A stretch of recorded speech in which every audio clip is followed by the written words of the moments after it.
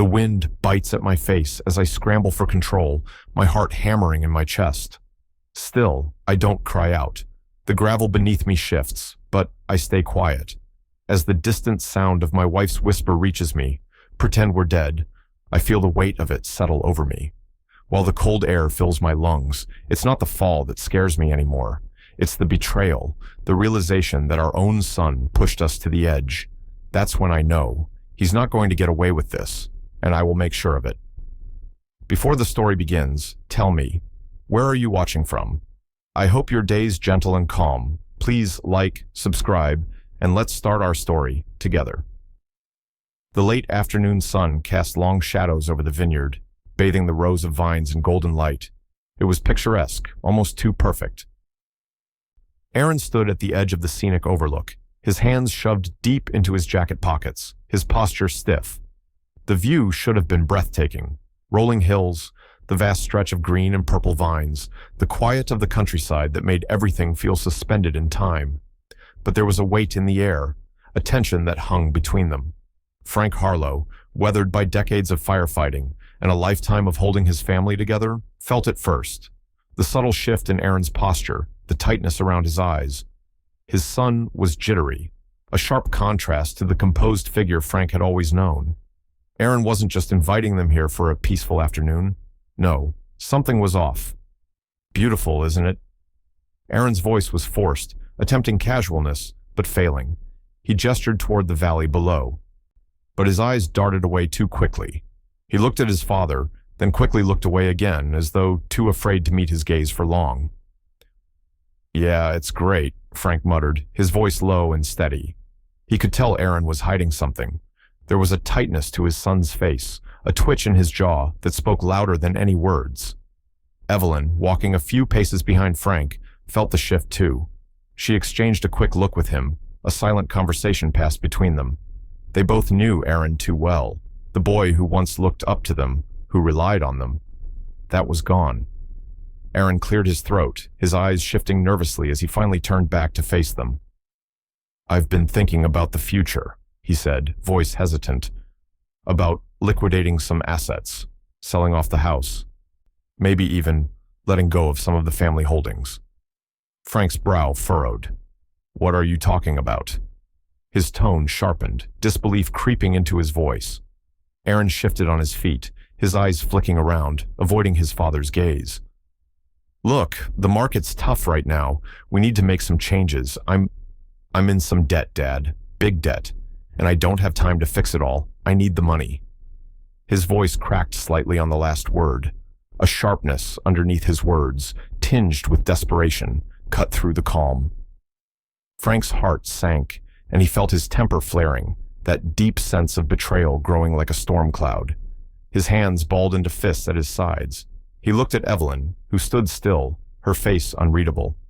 Her hands were folded tightly in front of her, but Frank knew the concern in her eyes. "You want to sell the house?" Frank asked, his voice tight with disbelief. He took a step forward, his expression hardening. "You want to sell the place where we've lived for 30 years, just like that? No discussion?" Aaron swallowed hard.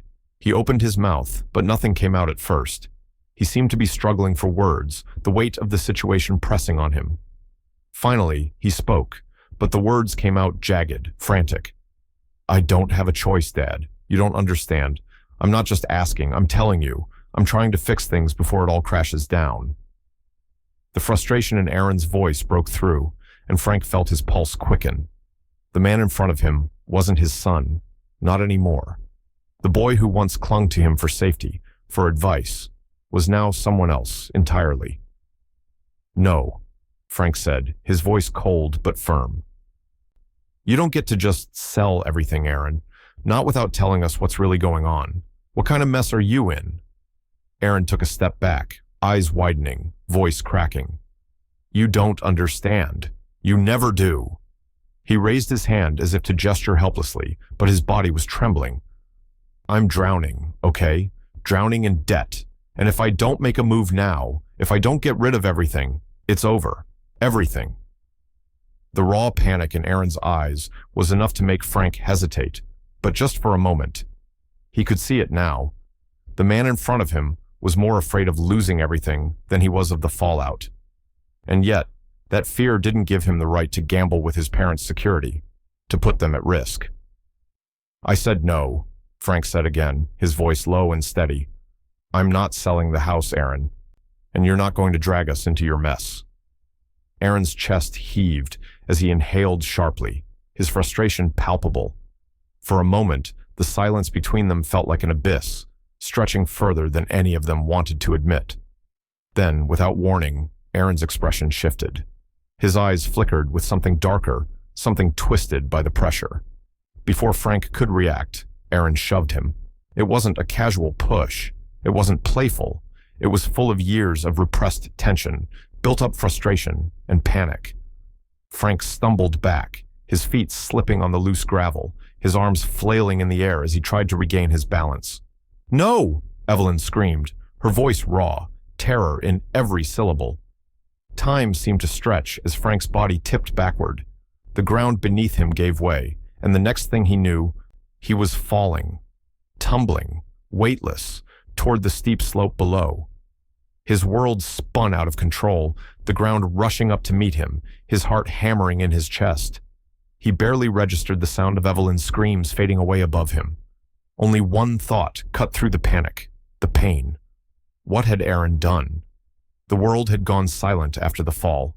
For a moment, it felt like everything had paused. The air, the earth, the entire universe holding its breath.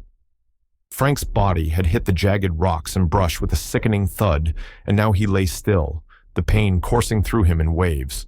His chest heaved as he fought to steady his breathing, feeling the scrape of the rough terrain against his skin. The sharp sting of bruises and cuts was nothing compared to the dread building in his gut. He couldn't see much. The world around him was a blur of dark shadows and fragmented thoughts. All he knew was that he was alive, which, in that moment, was both a curse and a blessing. The loud rush of blood in his ears drowned out the distant sound of Evelyn's voice, her scream of horror now nothing more than a faint echo in his mind. Then her face appeared above him, her eyes wide with fear, her mouth working silently as she tried to process the disaster unfolding. Evelyn scrambled down the slope, her movements frantic but careful, not daring to get too close in case her own footing betrayed her. "Frank," she gasped, her voice breaking as she knelt beside him. "Frank, are you okay?" Her hands trembled as they hovered over him, uncertain of what to touch first. Her gaze flicked over his body, taking in the darkening bruises already spreading across his arms and chest. Her heart twisted.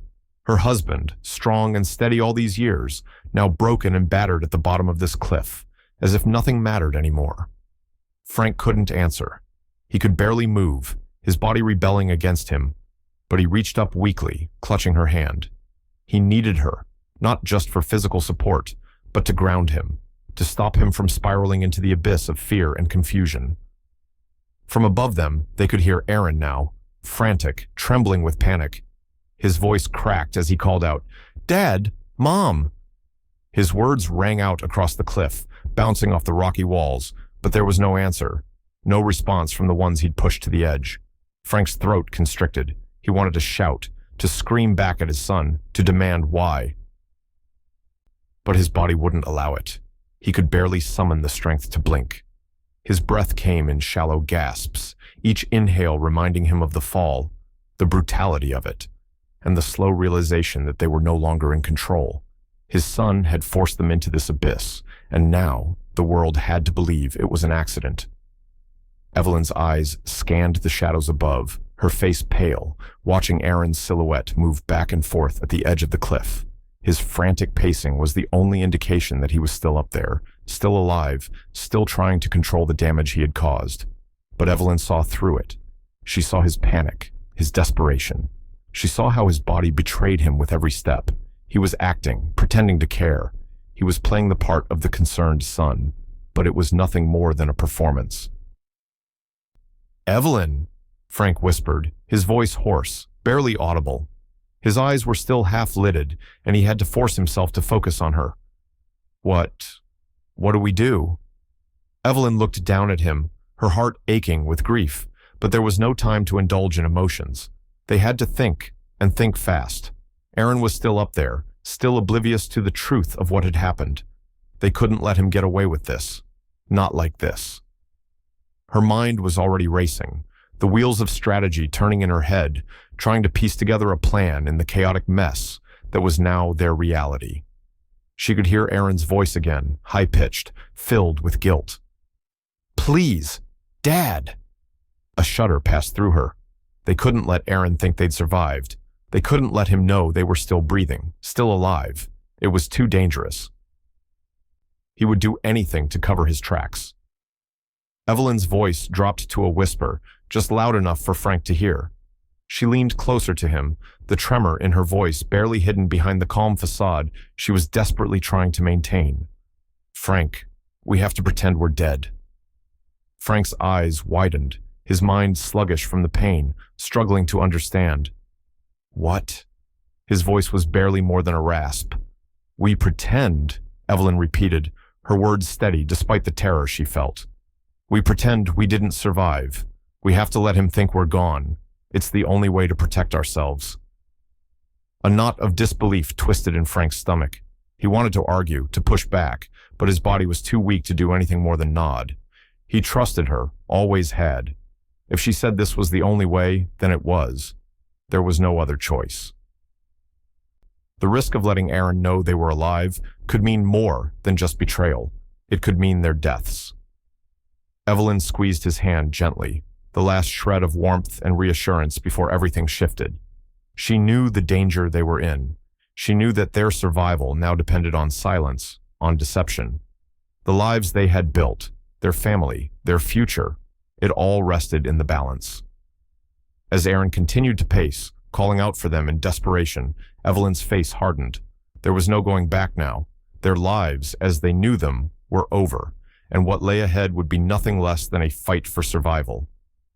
With a final shaky breath, Frank nodded, his mind clearing just enough to understand the weight of her words. He squeezed her hand back.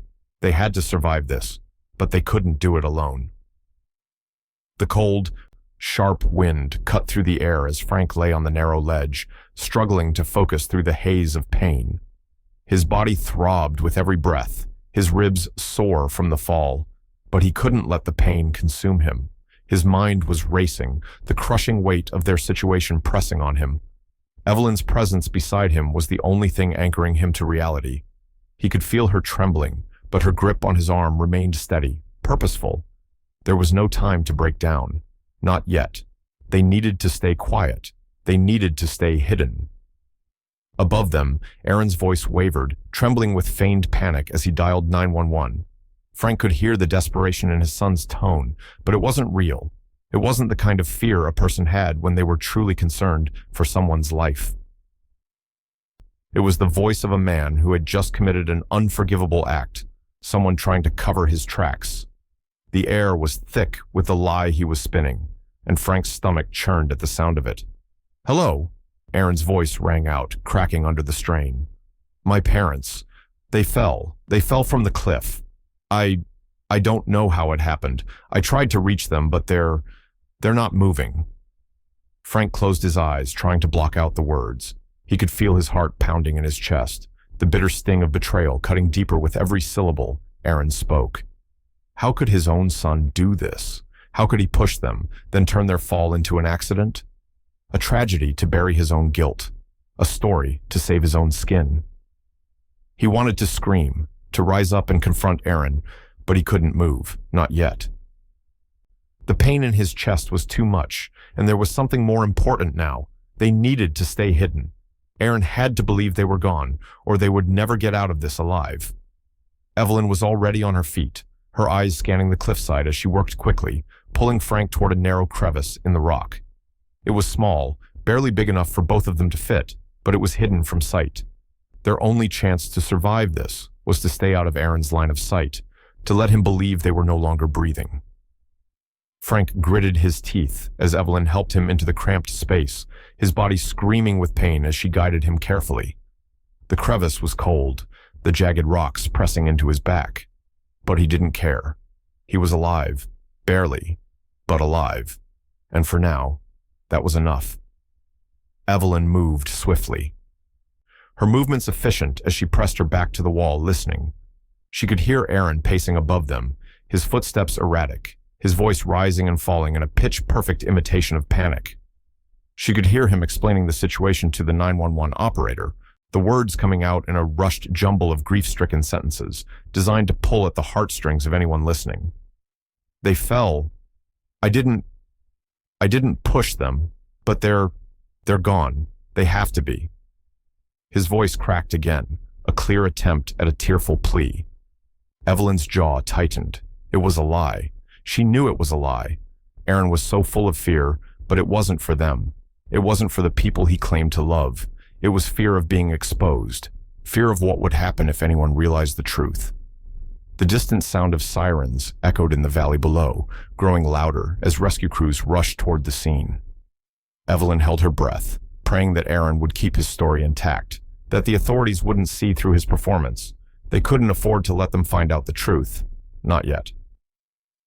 She could feel the weight of the decision pressing down on her. Everything was hanging by a thread now. Aaron had set the stage, but the consequences of his lies would soon follow. The police would assume it was an accident, just like he wanted. They would comb the scene, search for signs of the fall, and never look beyond the surface. They would believe Aaron's version of the story, and it would all be over for them. Frank shifted uncomfortably, trying to steady his breath as he listened to the voices above. They weren't shouting anymore. It was all hushed tones, as if they were trying to minimize the danger of being overheard. He could picture it in his mind. Aaron standing at the edge of the cliff, his back to them, his hands trembling as he explained what had happened. There was no remorse in his voice, no sign of regret, just fear. Fear of being caught. And Frank realized, with a sickening clarity, that Aaron would never correct the narrative. He would never admit the truth. This was his story now, and he would hold on to it for as long as it worked. Evelyn's voice broke through his thoughts, low and steady, her words clipped with purpose. He needs to think we're gone. He can't know we're still alive. Frank looked up at her, his eyes blurry with exhaustion, but he understood. He knew what she meant. They had to play dead. They had to give Aaron the time he needed to finish his lies, time to dig his own grave. But the clock was ticking.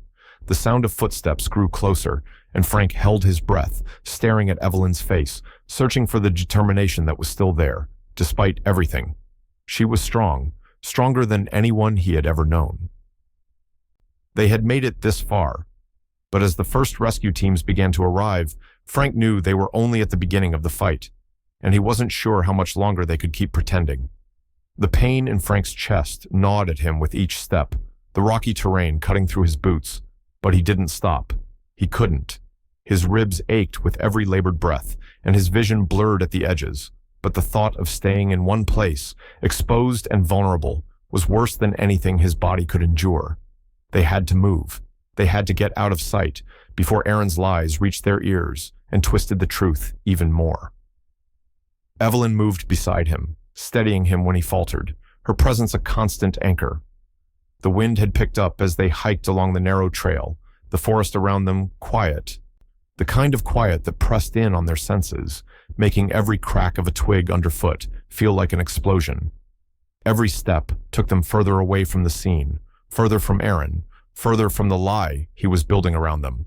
But still, the weight of what had happened sat like a stone in Frank's stomach.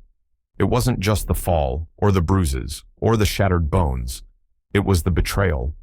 The cold, calculated way Aaron had pushed them, and the way he was now twisting the truth to save himself.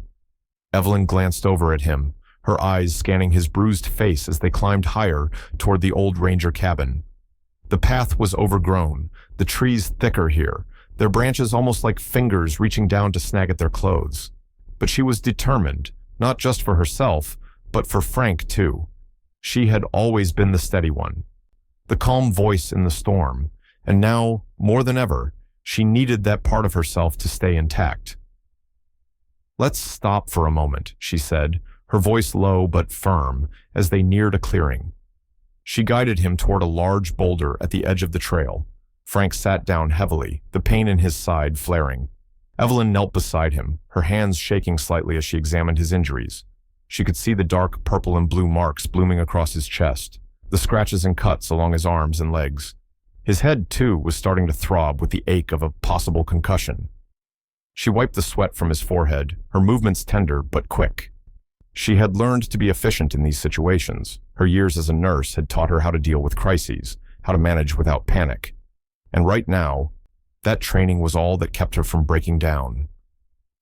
"Does it hurt here?" she asked softly, pressing her fingers lightly against the swollen area of his ribs. Frank winced but didn't answer. His jaw was tight, his face pale, but the anger still flickered behind his eyes. He shook his head, the words scraping out of him, thick with emotion. "It's not the pain, Evie, it's Aaron. He did this. He shoved me like I didn't matter, like we didn't matter." Evelyn's expression softened, and she moved closer, taking his hand in hers. I know. She squeezed it gently, trying to offer him some comfort, but beneath her calm exterior, her mind was racing, just like his. She had seen the signs. She had seen the desperation in Aaron's eyes during their conversation at the vineyard. It was all starting to make sense, but the full weight of it was too much to grasp all at once. How had everything gone so wrong? "Aaron's been different," Evelyn said, her voice barely above a whisper as she sat back on her heels. "The last few weeks, he was off. His calls, the way he talked about money. I should have seen it then." Frank looked up at her, the pain in his eyes deepening. "He asked me for money a month ago." His voice was low, almost distant as the memory resurfaced. "He said he was struggling with a project, said he needed help to stay afloat." His hand clenched into a fist. "I told him I wouldn't just hand over money without knowing the details. But now I wonder if that's when he started planning this." Evelyn's face hardened, her gaze flickering with realization. "It's not just the money, Frank," she said, her voice edged with growing understanding. "It's what the money represents. He didn't want us to know how deep he was in. All that debt, those failed projects, the things he's been hiding from us. He was afraid we'd find out." She paused, her voice dropping to a whisper. "And now we know." Frank's stomach twisted at the thought. He was willing to kill us to protect his secrets. The words left a bitter taste in his mouth. He had known Aaron, loved him, but now he wasn't sure who this man was anymore. Was it just desperation that had made him do it, or was there something darker beneath the surface? Evelyn stood up slowly, her mind turning as the weight of the situation settled on her shoulders. "We can't just go back. We can't let him know we're alive yet. We need to understand exactly what he's hiding, what he's done." Her eyes were sharp, determined. "We stay hidden until we know everything, until we can figure out how to make him pay for this." Frank nodded, his face grim. He didn't want to run, didn't want to be forced into hiding like this. But there was no other choice. Aaron had made sure of that. Evelyn helped him to his feet, steadying him with a firm grip. "We'll wait, but we need to reach Raj." She pulled out her phone, glancing down at it for a moment before typing something quickly. "I'm sending him a message," she murmured, her fingers moving fast. She knew Raj was their lifeline. He had always been their most trusted ally. He'd know what to do. Frank watched as she hit send, then looked up at the horizon, the darkening sky, signaling that they had little time before night fell completely. They were alone now. Completely alone. Evelyn tucked the phone away and met his gaze, her eyes steady. "We'll stay hidden tonight, but tomorrow we'll take the first step toward getting everything back." Frank's throat tightened as he thought of Aaron, of the lies he was telling, of how much he'd already destroyed. He could feel the anger bubbling up, but he pushed it down. There was no time for that. He took a deep breath, his voice low but resolute. "Tomorrow," he said, "we make him pay." But as they set off again into the darkening forest, Frank couldn't shake the feeling that the worst was yet to come. The wind howled outside the cabin, its cold breath slipping through the cracks in the old wood. Inside, the air was thick with silence, broken only by the soft crackling of an ancient radio. The cabin had once been a refuge for Frank, a place to retreat when the world outside became too much. Now, it felt like a cage, a place where every minute dragged by, heavier than the last. They had been in hiding for what felt like hours, maybe days, and the night seemed to stretch on forever. But now, with dawn creeping in through the small windows, the reality of their situation was slowly starting to settle. Evelyn sat at the rickety table in the corner, the faint light of morning casting long shadows across her face as she fiddled with the knobs on the radio. The device was old, the sound crackling as she adjusted the frequency, but she didn't care. She needed to know what was happening out there, needed to hear the world's reaction to what Aaron had done. Finally, the static cleared, and a clear voice broke through the fuzz. In the latest developments, a local couple, Frank and Evelyn Harlow, are presumed dead after falling from a cliff in Sonoma County. Authorities are investigating the incident as a tragic accident, though there are no signs of foul play. Family and friends have been left devastated by the loss of the beloved couple, who were known for their years of service to the community. Evelyn's hand froze on the dial, her heart pounding in her chest. Frank's pulse quickened, the words hitting him like a physical blow. He could barely breathe as he processed what he just heard. They weren't just presumed dead. They were gone, as far as the world was concerned. And it was all because of Aaron, because of his lies. He had convinced them all that they were victims of a tragic accident. As the radio continued, the next report sent chills down Frank's spine. We now go live to a press conference with the Harlow family's son, Aaron, who has been deeply affected by the loss of his parents. Aaron. The sound of Aaron's voice cracking with emotion filled the room. It's been devastating. I don't know how to explain it. I didn't see it coming. I never thought I'd lose them like this. Frank's hand clenched into a fist at his side, his nails digging into his palm as Aaron's tears played out over the airwaves. The sound of it was almost unbearable. The fake grief, the performance, it was all too much. He wanted to yell at the radio, to tell everyone listening that it was a lie, that his son hadn't just lost his parents, he'd killed them. But Frank knew better than to let his anger consume him. Not yet. There was more to this. More than just Aaron's feigned sorrow. Evelyn sat motionless, her eyes hard as she listened to the sobs in Aaron's voice. I tried to save them, he was saying. I tried everything I could, but they slipped. I'm just so sorry. I can't believe they're gone. The way he spoke, like he was reading from a script. It was all too rehearsed, too perfect. Evelyn's gaze shifted to Frank, and for a split second, their eyes met. A silent exchange of realization. The inconsistencies were already starting to pile up, one after another, like cracks in a glass just waiting to shatter. Aaron's lying, she whispered, her voice thick with disbelief. He's hiding something. Frank nodded grimly, his chest tightening as the anger simmered beneath the surface. He's hiding something big, he muttered, almost to himself. But Evelyn wasn't finished. Her eyes stayed fixed on the radio as Aaron's interview continued, his voice now breaking in false anguish. I don't know how I'll go on without them, he was saying. They were everything to me. I don't understand how this happened. I wasn't there. I couldn't save them. I couldn't reach them in time. Evelyn narrowed her eyes. How is he so sure of what happened if he wasn't there? If he was really just standing there watching them fall, how does he know they slipped? How does he know any of it? Her voice was tinged with frustration, as if the pieces of a puzzle she couldn't yet fully see were scattered just out of reach. Frank's gaze flickered to the window, his mind still spinning. He could feel the weight of the lie pressing down on him, thick and suffocating. His son had shoved him off that cliff. It wasn't a slip. It wasn't an accident. He had pushed them, and now he was playing the grieving son, trying to paint himself as a victim. It made Frank sick to his core.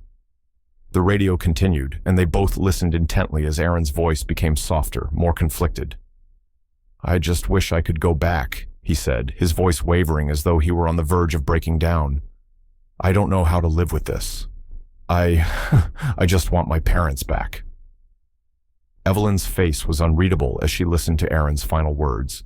She could hear the cracks in his story, the subtle inconsistencies that didn't add up. But there was one more part to the report, and it made Evelyn's stomach twist. We spoke with Chloe Harlow, Aaron's wife, earlier today, and she expressed her deep sorrow. Those sources say she's struggling to come to terms with her husband's version of events. Frank's chest tightened. Chloe. He knew her well enough to know she wasn't fully convinced by Aaron's story. There was something in her eyes the last time they spoke, a flicker of doubt, the kind of doubt that couldn't be hidden. Frank turned to Evelyn, his expression hardening. We need to find out what she knows. But as the radio crackled off, the cold reality set in. They were alone, with nothing but their wits to guide them. Aaron had made his move, and now the game had changed. The question was, how long could they keep pretending to be dead before the truth came out? The ranger station was eerily quiet as Frank stepped inside, the wooden floor creaking under his weight. The cabin, long abandoned, had been a perfect place to meet, isolated and far from prying eyes. Frank's mind was still reeling from the events of the last 24 hours. His body was sore, his ribs still aching, but the emotional toll of everything Aaron had done had settled deep into his bones, colder than the winter winds outside. Raj was waiting for him, leaning against the rough-hewn wooden table. Frank hadn't seen his old friend in weeks, but the worry on Raj's face was unmistakable.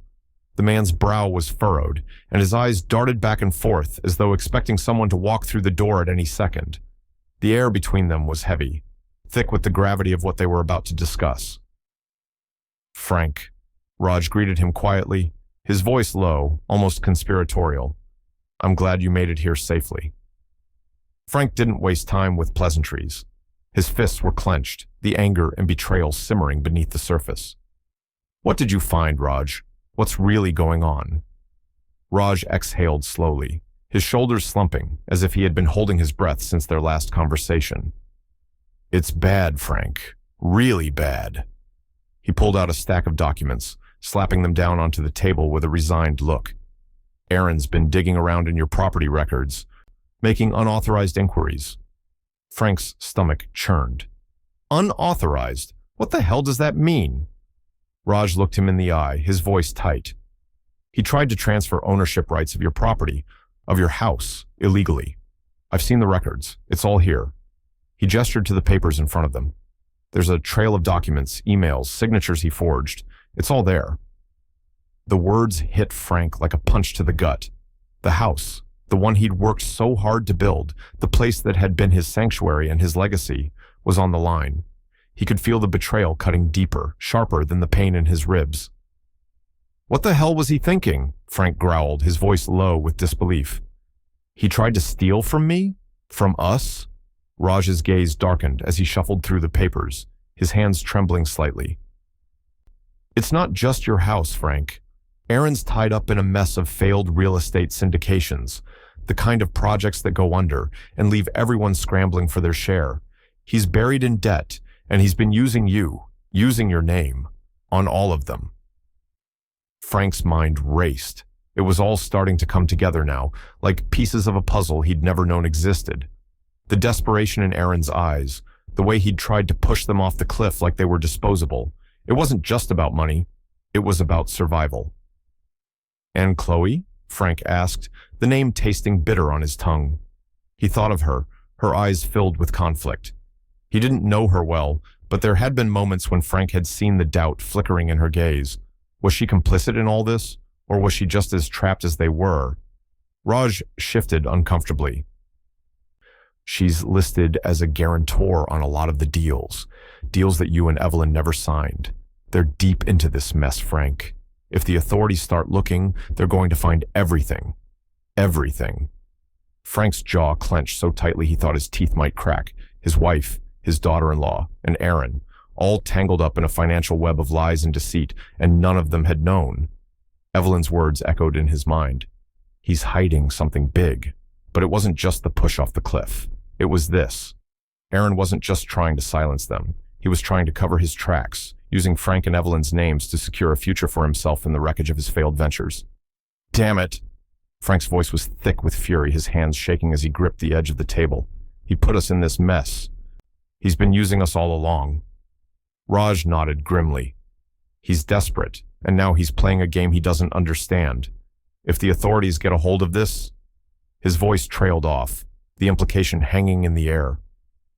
Frank didn't need to hear more. He knew what it meant. If they didn't act quickly, the legal ramifications would bury them all. Aaron's lies would become their truth. Evelyn's face flashed in his mind, the calm, determined woman who had been the backbone of their family. She wasn't going to sit by and let this happen.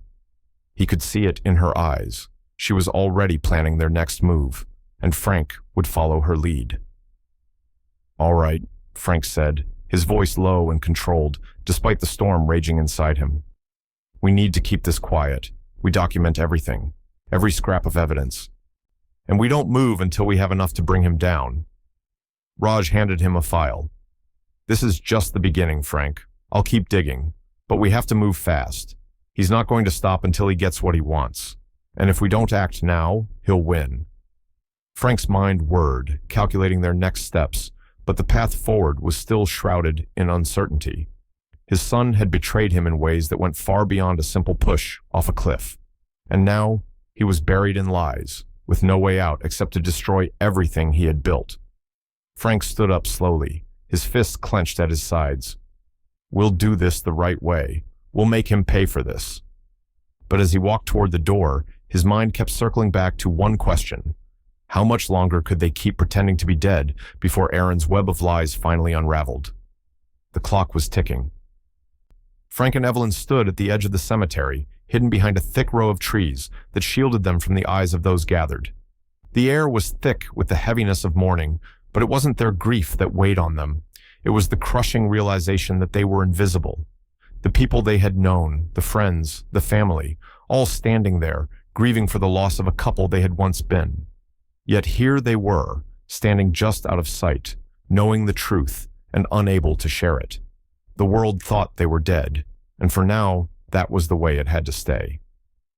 From where they stood, Frank could hear the muted sounds of the service drifting over the wind, the low murmur of voices, the soft strains of a hymn, the occasional sniffle from the crowd. And there, at the front, was Aaron. His posture was perfect, a man broken by grief, his shoulders hunched, his face a mask of sorrow. But Frank could see through it. He could always read his son. Aaron wasn't devastated. He was performing. Every tear he shed was for the audience, not for the parents he had pushed off a cliff. Evelyn's breath caught beside him, and Frank turned to see her face, her eyes shadowed with pain. The sight of their own funeral, their own memorial, was too much to bear. She reached out, her fingers brushing his arm, the touch a silent anchor in a sea of chaos.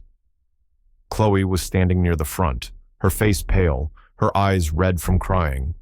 But it wasn't just sorrow that painted her expression. It was guilt. Frank could see it, even from a distance.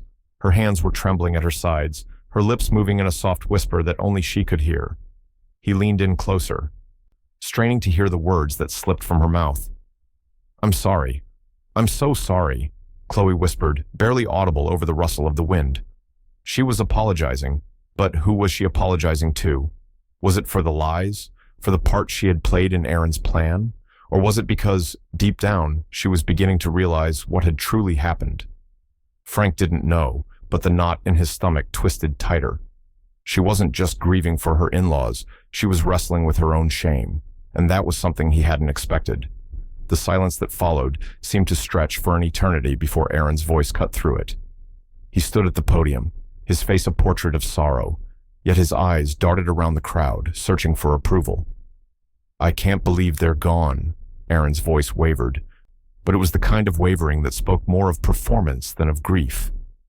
"They were always there for me, for us, always." The words hung in the air, hollow and empty, a stark contrast to the man Frank had known. Aaron wasn't grieving. He was basking in the sympathy, soaking it in, like a performer on stage. Every eye in the crowd was on him, and he was eating it up. Frank clenched his fists at his sides, the rage bubbling up inside him once again. How could Aaron stand there and lie so effortlessly? How could he manipulate everyone around him so easily, making them believe that he was the victim in all this? But there was something else, something that didn't sit right with Frank as his gaze shifted across the crowd. There, near the back of the group, was Karen, the neighbor. Her eyes were narrowed, focused not on Aaron, but on him, studying him from afar. She wasn't crying. She wasn't caught up in the grief. She was watching Aaron, her gaze calculating, almost as though she knew something the others didn't. Frank felt a chill run down his spine. Karen had always been a little too observant, a little too keen on noticing details that others missed. Had she seen through Aaron's act? Was she suspicious? Evelyn noticed Frank's shift in focus and followed his line of sight. "Karen," she whispered. "She's looking at Aaron." Frank nodded, his jaw tightening. "Something's off with her. She's not mourning. She's watching him, watching Aaron too closely." Evelyn didn't say anything at first, but Frank could see her mind working. She had always been the one to read people, to sense when something wasn't right. And right now, with Karen watching Aaron so intently, she wasn't just observing a grieving son. She was analyzing a liar. As the service continued, Evelyn's gaze never left Aaron. He was still playing his part, still the picture of sorrow, but there was something about the way he held himself. Too composed, too controlled. It didn't add up. Evelyn leaned closer to Frank, her voice barely above a whisper. "He's faking it. This is all just for show. He's too calm, too put together." Frank's heart clenched, the betrayal deepening with every passing second. He wanted to confront Aaron right then and there, to expose him in front of everyone, to scream that his son was a murderer, that the story was a lie. But they couldn't. Not yet. Not without enough to prove it.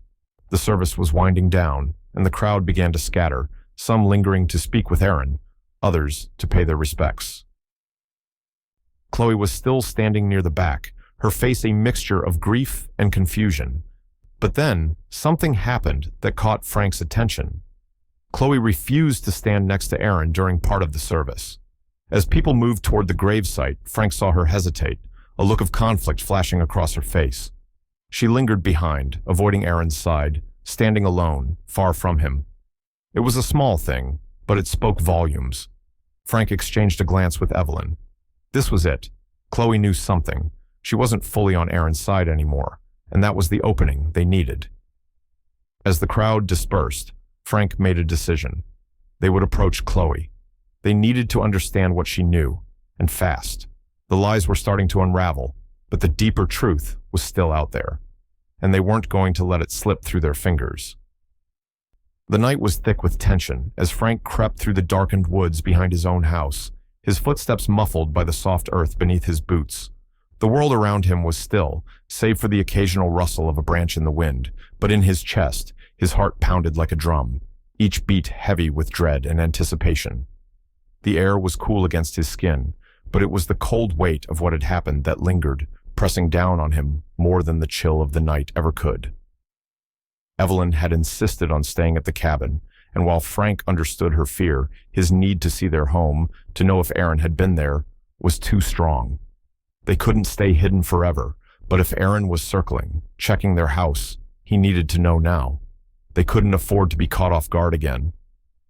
He moved quickly, slipping through the trees with practiced ease, his eyes darting to the house ahead.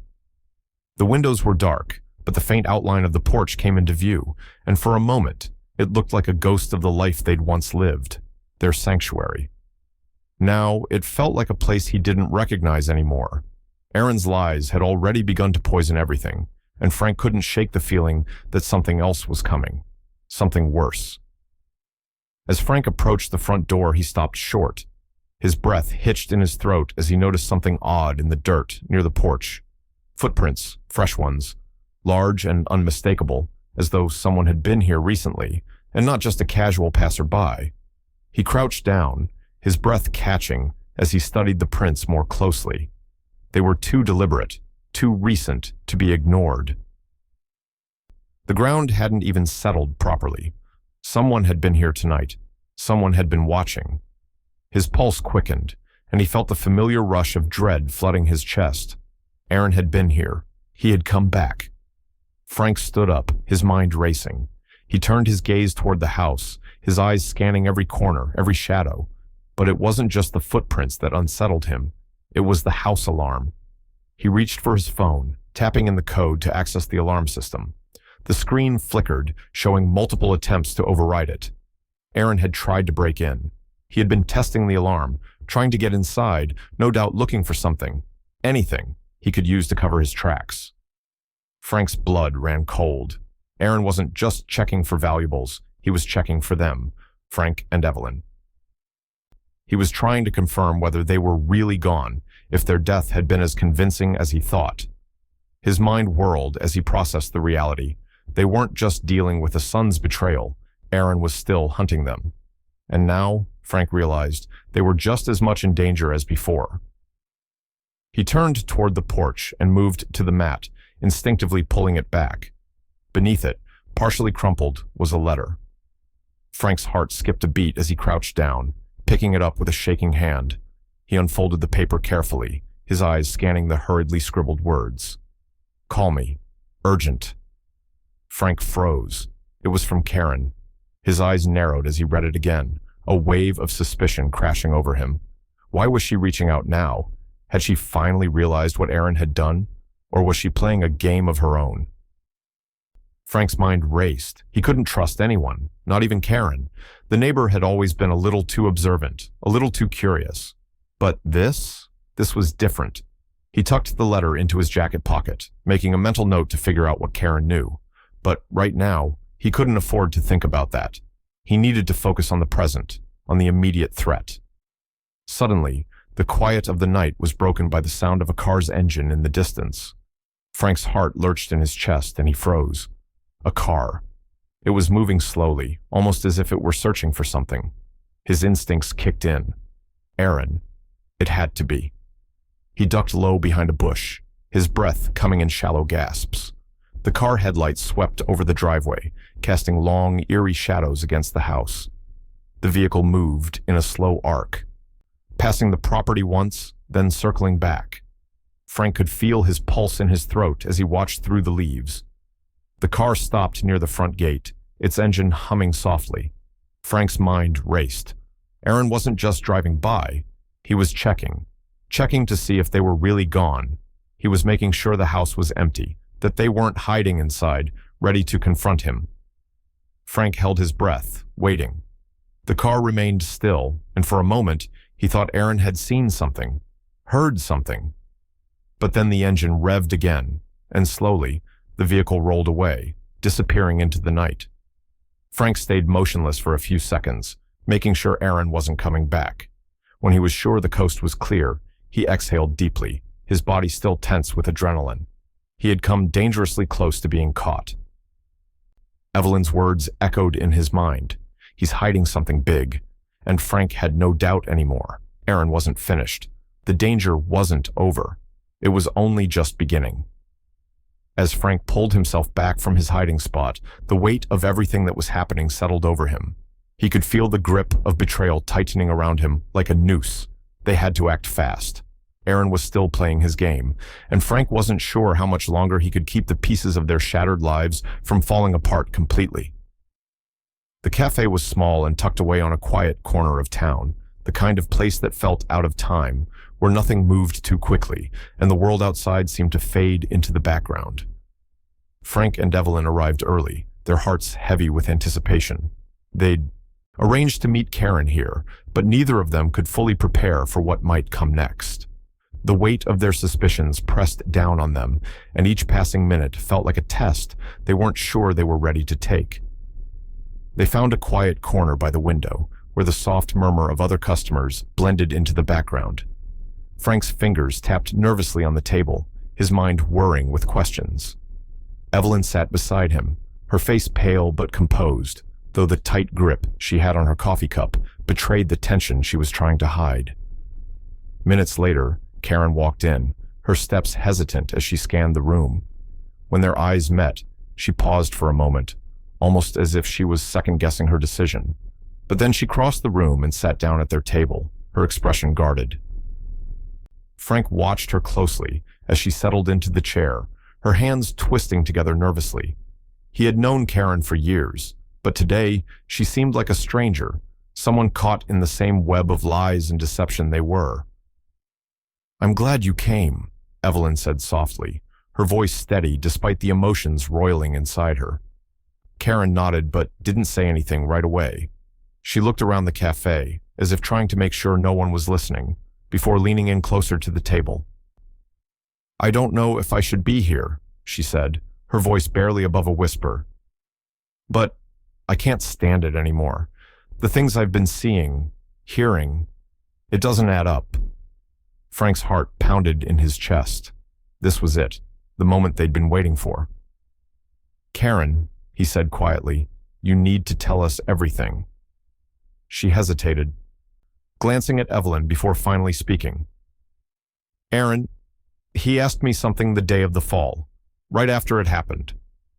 Karen paused, her lips trembling. "He asked me if I saw anything." He was nervous, like he was worried I knew something I shouldn't. Frank exchanged a glance with Evelyn. The words hit him hard, and for a moment, he was back at the cliff's edge. The image of Aaron's frantic face burned into his memory. Aaron's panic had never felt real, not the way someone would act if their parents were really in danger. This confirmed it. Aaron wasn't just pretending for the police. He had been worried about the truth coming to light, worried that someone might have seen what really happened. Karen shifted in her seat, her voice faltering as she continued. "At first, I didn't think much of it, but then I started thinking. His panic, it felt rehearsed, like he was trying too hard. I mean, who asks someone if they saw anything right after something so horrible happens?" Her voice cracked slightly, and she looked down, her fingers tightening on the cup in front of her. "It just didn't sit right with me." Evelyn's hand reached across the table, resting gently on Karen's. "You're doing the right thing by coming forward," she said softly, her eyes glistening with a mix of gratitude and sorrow. "We know it's hard, but we need to know everything you've heard." Karen nodded slowly, taking a deep breath before continuing. "There's more. I overheard Aaron and Frank arguing a few days before the fall. They were shouting at each other in the backyard. I didn't hear everything, but I could tell it was bad. I didn't want to get involved, but now I feel like I have to say something." Frank's chest tightened at the memory of that argument. He remembered the anger, the desperation in Aaron's voice. But hearing it from someone else, it hit differently. The pieces of the puzzle were starting to fall into place, but there were still so many gaps. "You're sure about all this?" Frank asked, his voice raw. "You're not just—" "I'm sure," Karen interrupted, her eyes steady. "I know what I heard. I know what I felt. And I know something isn't right. If you need me to testify, I will. I'll do it discreetly, I swear. I just want to help. I don't want to see anyone else get hurt by him." Evelyn's eyes welled up, and she squeezed Karen's hand tightly. "Thank you," she whispered, her voice thick with emotion. "Thank you for coming forward. You have no idea what this means to us." Frank sat back, taking a deep breath. His mind was racing, processing everything Karen had just revealed. This was more than he'd expected, more than he had hoped for. But it wasn't enough. Not yet. There were still too many questions, too many things left unsaid. He could feel the weight of the case forming, slowly but steadily. Aaron had made mistakes. He had left too many traces behind. And now, with Karen's confession, the truth was starting to break through the walls Aaron had built around it. But even as the pieces of the puzzle began to come together, Frank couldn't shake the feeling that there was something more to uncover, something darker lurking just out of sight. "Don't worry," Frank said, his voice hardening with resolve. "We're going to get him. We'll make sure he can't hurt anyone else." But as they sat there, Karen's words echoing in their minds, the nagging feeling that they hadn't yet reached the full truth gnawed at Frank. How much more was there to uncover? How far had Aaron really gone to cover up his tracks? They couldn't stop now. The pieces were falling into place, but the full picture was still hidden, waiting to be revealed. The phone call came late in the night, just when Frank and Evelyn were starting to feel a faint semblance of normalcy settle in, even if it was fleeting. It rang, breaking the silence like a crack of thunder, and Evelyn's heart skipped a beat. She glanced at Frank, who was sitting by the small table, his face a portrait of exhaustion and frustration. They had spent hours combing through evidence, trying to make sense of everything Aaron had done. Evelyn picked up the phone with a trembling hand, her breath caught in her throat as she said, "Hello." The voice on the other end was shaky, raw with emotion. It took Evelyn a moment to recognize it, but then it clicked. Chloe. Evelyn! Frank, it's Chloe, she gasped, the words spilling out in a frantic rush. I don't know what to do. I'm scared. I think I've made a terrible mistake. Evelyn's heart sank. She exchanged a quick, tense glance with Frank. Chloe, calm down, Evelyn said softly, her voice trying to be steady despite the pit of dread in her stomach. What's going on? Talk to me. Chloe's voice was barely audible now, thick with tears. I don't know who to trust anymore. Aaron, he lied to me. He lied about everything. And I believed him. I thought he was doing what was best. But now I know. I can't keep doing this. I need to tell you something. The words hung in the air, heavy and loaded. Frank stood up abruptly, moving closer to Evelyn as he listened intently. Chloe, Aaron's wife, had always seemed conflicted. But this sounded like something far more serious. Tell us, Chloe, Evelyn urged gently. What do you need to say? There was a long pause on the line, and when Chloe spoke again, her voice cracked with shame and fear. Aaron, he forged your signatures. He's been doing it for months, on everything, on the house documents, on all of it. He told me the house would be ours soon. He said you two were going to step aside for us. Her breath hitched. I didn't know. Evelyn, I didn't know what he meant by it until now. The words hit like a blow, and for a moment, neither Frank nor Evelyn could say anything. They had known Aaron was desperate, but this was worse than they imagined. Chloe, Frank's voice was tight with fury, the realization settling in like cold iron. You've known this whole time? You've known what he was planning? No, Chloe cried out, her voice filled with guilt and confusion. I didn't know. I didn't understand. He made me think it was all about protecting us, about saving the family. He said he had it under control. She paused, her breath ragged. But when I saw the papers, when I saw the documents with your names, that's when it all hit me. It wasn't just about money. It was about him controlling everything. Frank's fists clenched at his sides, the anger bubbling up inside him like a storm, but he held it back. Chloe was breaking. And right now, she was the only one who might hold the key to stopping Aaron from completely destroying everything. Why are you telling us this now? Evelyn's voice was calm but heavy with the weight of years of trust slipping away. Why did you wait? Chloe's sobs came through the phone, raw and unrestrained. I didn't want to believe it. I didn't want to believe he would hurt you. But when you fell, I couldn't lie to myself anymore. I thought you were dead. And I was so relieved. I was relieved you were gone because then I could live in the lie. But you're alive, and now everything's crumbling, and I can't do this anymore. I can't keep pretending. Evelyn's eyes locked with Frank's, her expression a mixture of pain and disbelief. Chloe, you've been living in the lie too. Aaron left us to die. He left us there to die. Chloe's silence on the other end was deafening. And when she spoke again, it was barely a whisper. I didn't know he would do that. I didn't know he would hurt you. Like that. I thought he was just scared, but... Her voice cracked. I'm so sorry. I never thought it would come to this. Frank exhaled slowly, his fists still clenched, the weight of her words sinking into him. It wasn't just Aaron's lies that had destroyed them. It was the fact that Chloe had allowed herself to be manipulated for so long, living in the shadow of his deceit. But still, something about her breaking, about the regret in her voice, shifted something inside Frank. There was guilt there, yes, but there was also a shred of humanity left in her. Maybe it was too little, too late.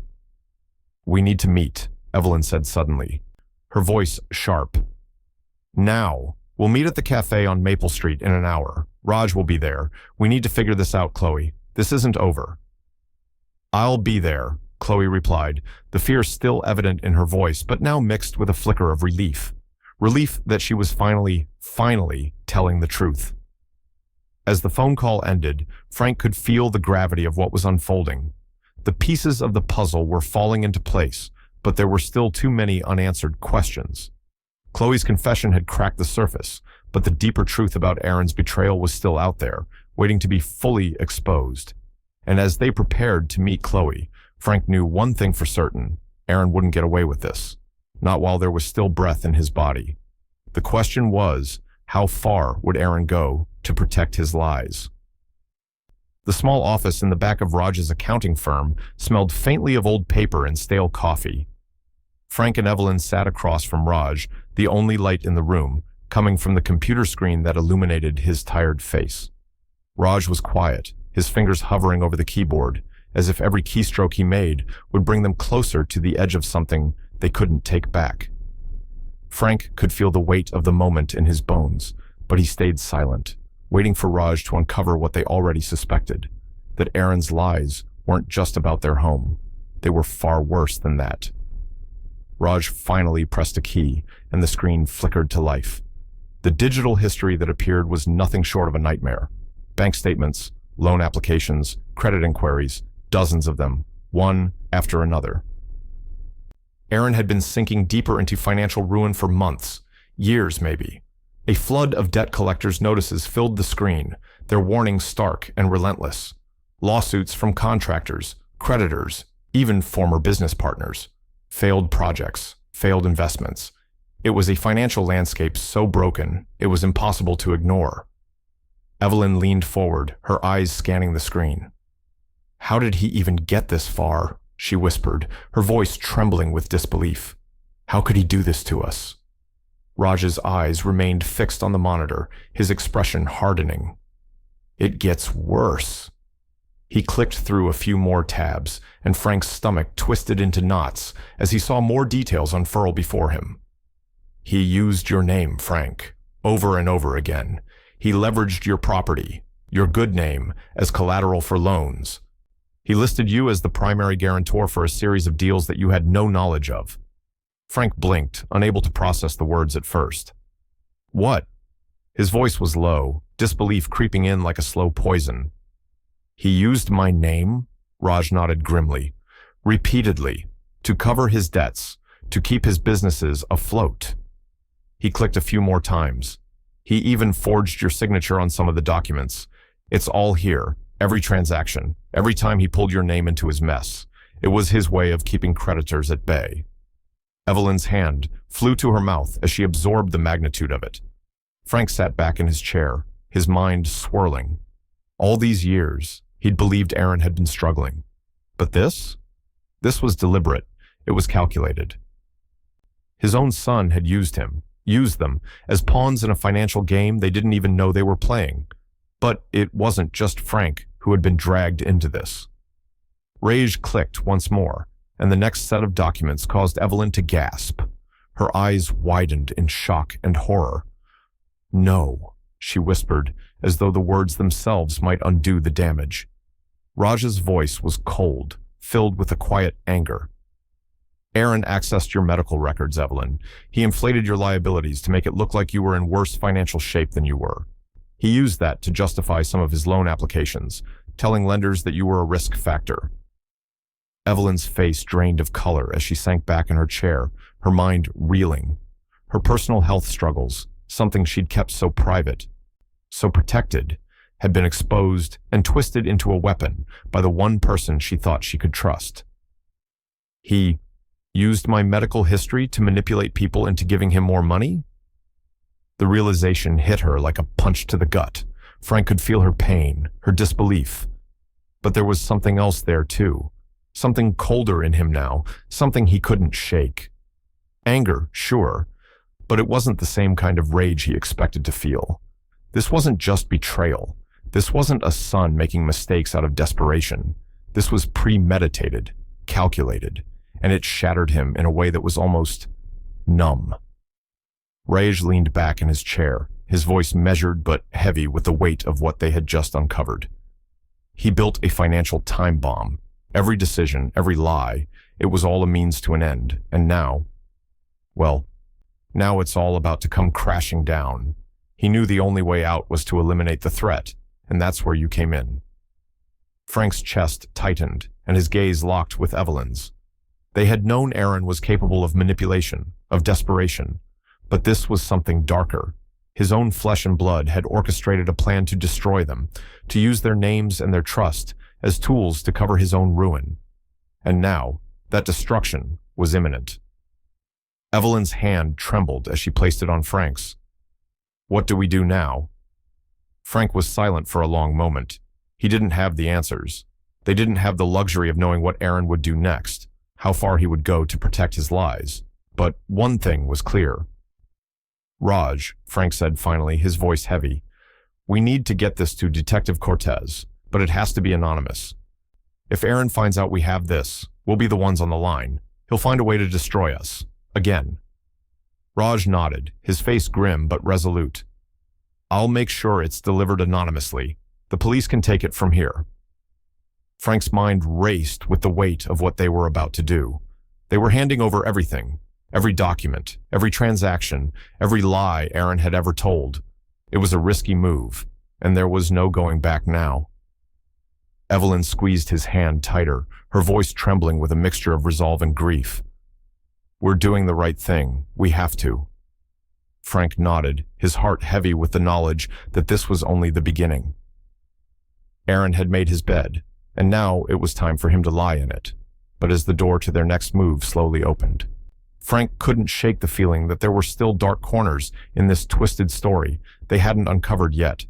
The true depth of Aaron's betrayal still hadn't fully come to light, and Frank couldn't help but wonder, how much worse could it get? Detective Maria Cortez sat at her cluttered desk, the dim light from the desk lamp casting shadows over the pile of papers in front of her. It was late, too late, really, but the case had consumed her thoughts since it landed on her desk.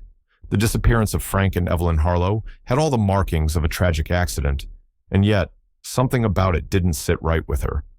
There were too many unanswered questions, too many inconsistencies in Aaron Harlow's story.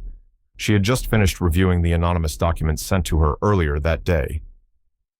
The contents were damning: financial records, bank statements, emails detailing Aaron's financial ruin. But it was the forensic detail, the meticulousness with which the evidence had been compiled, that stuck with her. Someone had gone to great lengths to ensure she saw the full scope of Aaron's deception. And now, the case she thought she understood was beginning to twist into something darker. Cortez leaned back in her chair, rubbing her temples, the weight of the case pressing down on her. She reached for the 911 call transcript.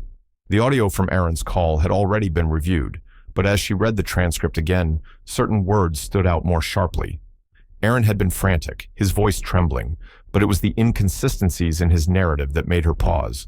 He claimed to have seen his parents fall, but how could he? The call had been made immediately after the incident, yet there was no mention of the distance between where Frank and Evelyn had fallen and where Aaron had positioned himself. Cortez's mind raced as she replayed the details of the fall in her head. The distance between the site of the fall and where Aaron was standing wasn't just a few feet. It was substantial. The terrain was uneven, jagged. There was no way he could have seen them fall clearly. No way he could have made the call with such certainty, not without being much closer than he claimed. Her gut told her this was a lie. Aaron had crafted a version of events that suited him, but it wasn't true. She ran her fingers over the printed report, each inconsistency she uncovered, making the knot in her stomach tighten. As she read, her thoughts turned darker. Was it possible that Aaron wasn't just a son grieving the loss of his parents? Was it possible that he had set the stage for this to look like an accident from the very beginning? Cortez shook her head, focusing. She had to get answers, and she needed to start with Karen Mills, the neighbor, the one person who had been suspicious from the start. Cortez had already spoken to Karen once, but now, after reviewing everything, she knew it was time for a more in-depth conversation. She reached for her phone and dialed the number. Minutes later, Karen arrived at the station. Cortez led her to a small interview room, her mind still reeling with the inconsistencies she had just uncovered. Karen looked tired, frazzled even, her eyes red from too many nights spent replaying the events in her mind. But there was something else there, a flicker of unease, a wariness that Cortez had seen in other witnesses who had something to hide. Karen sat down across from her, her hands clasped tightly in front of her. "I'm here to help, Detective. I swear I didn't know anything for sure, but now I can't stop thinking about it." Cortez nodded, keeping her voice calm. I need you to think carefully, Karen. Anything that seemed off, anything you heard or saw, don't leave anything out. Karen hesitated, then took a deep breath, her voice trembling as she spoke. The night of the fall, I heard Aaron talking to someone on the phone. I didn't hear all of it, but he was angry, real angry. I thought he was just upset about his parents, but now I'm wondering if that was when he was planning everything. Cortez leaned forward, her interest piqued. Planning what? Karen bit her lip, as if weighing the consequences of speaking too freely. I don't know, but it sounded like he was trying to get ahead of something, like he knew something was going to happen. I can't explain it, but that's what it sounded like. Cortez made a mental note to look into Aaron's phone records. If Karen's suspicions were correct, there was more to this than just the fall. Aaron wasn't just caught in a panic. He might have been orchestrating something. The conversation ended, and as Karen left, Cortez sat back, her mind turning over everything she had just heard. She could feel the tension building inside her, the growing certainty that Aaron was hiding something much bigger than she had originally suspected. The next step was clear. She needed to get Aaron under pressure. She needed to see how he would react to a more pointed line of questioning. But there was something else. Cortez knew that the financial records, documents Aaron had tried so desperately to hide, would be the key. The pieces of his lies were scattered all over the place, and if she could get her hands on his financials, she would be able to prove it. She made a note to request access to Aaron's financial history first thing in the morning. There was a sense of finality in the decision. This would be the moment of truth. As Cortez left the station, her thoughts swirled around the case. There were still so many questions, so many gaps in Aaron's story.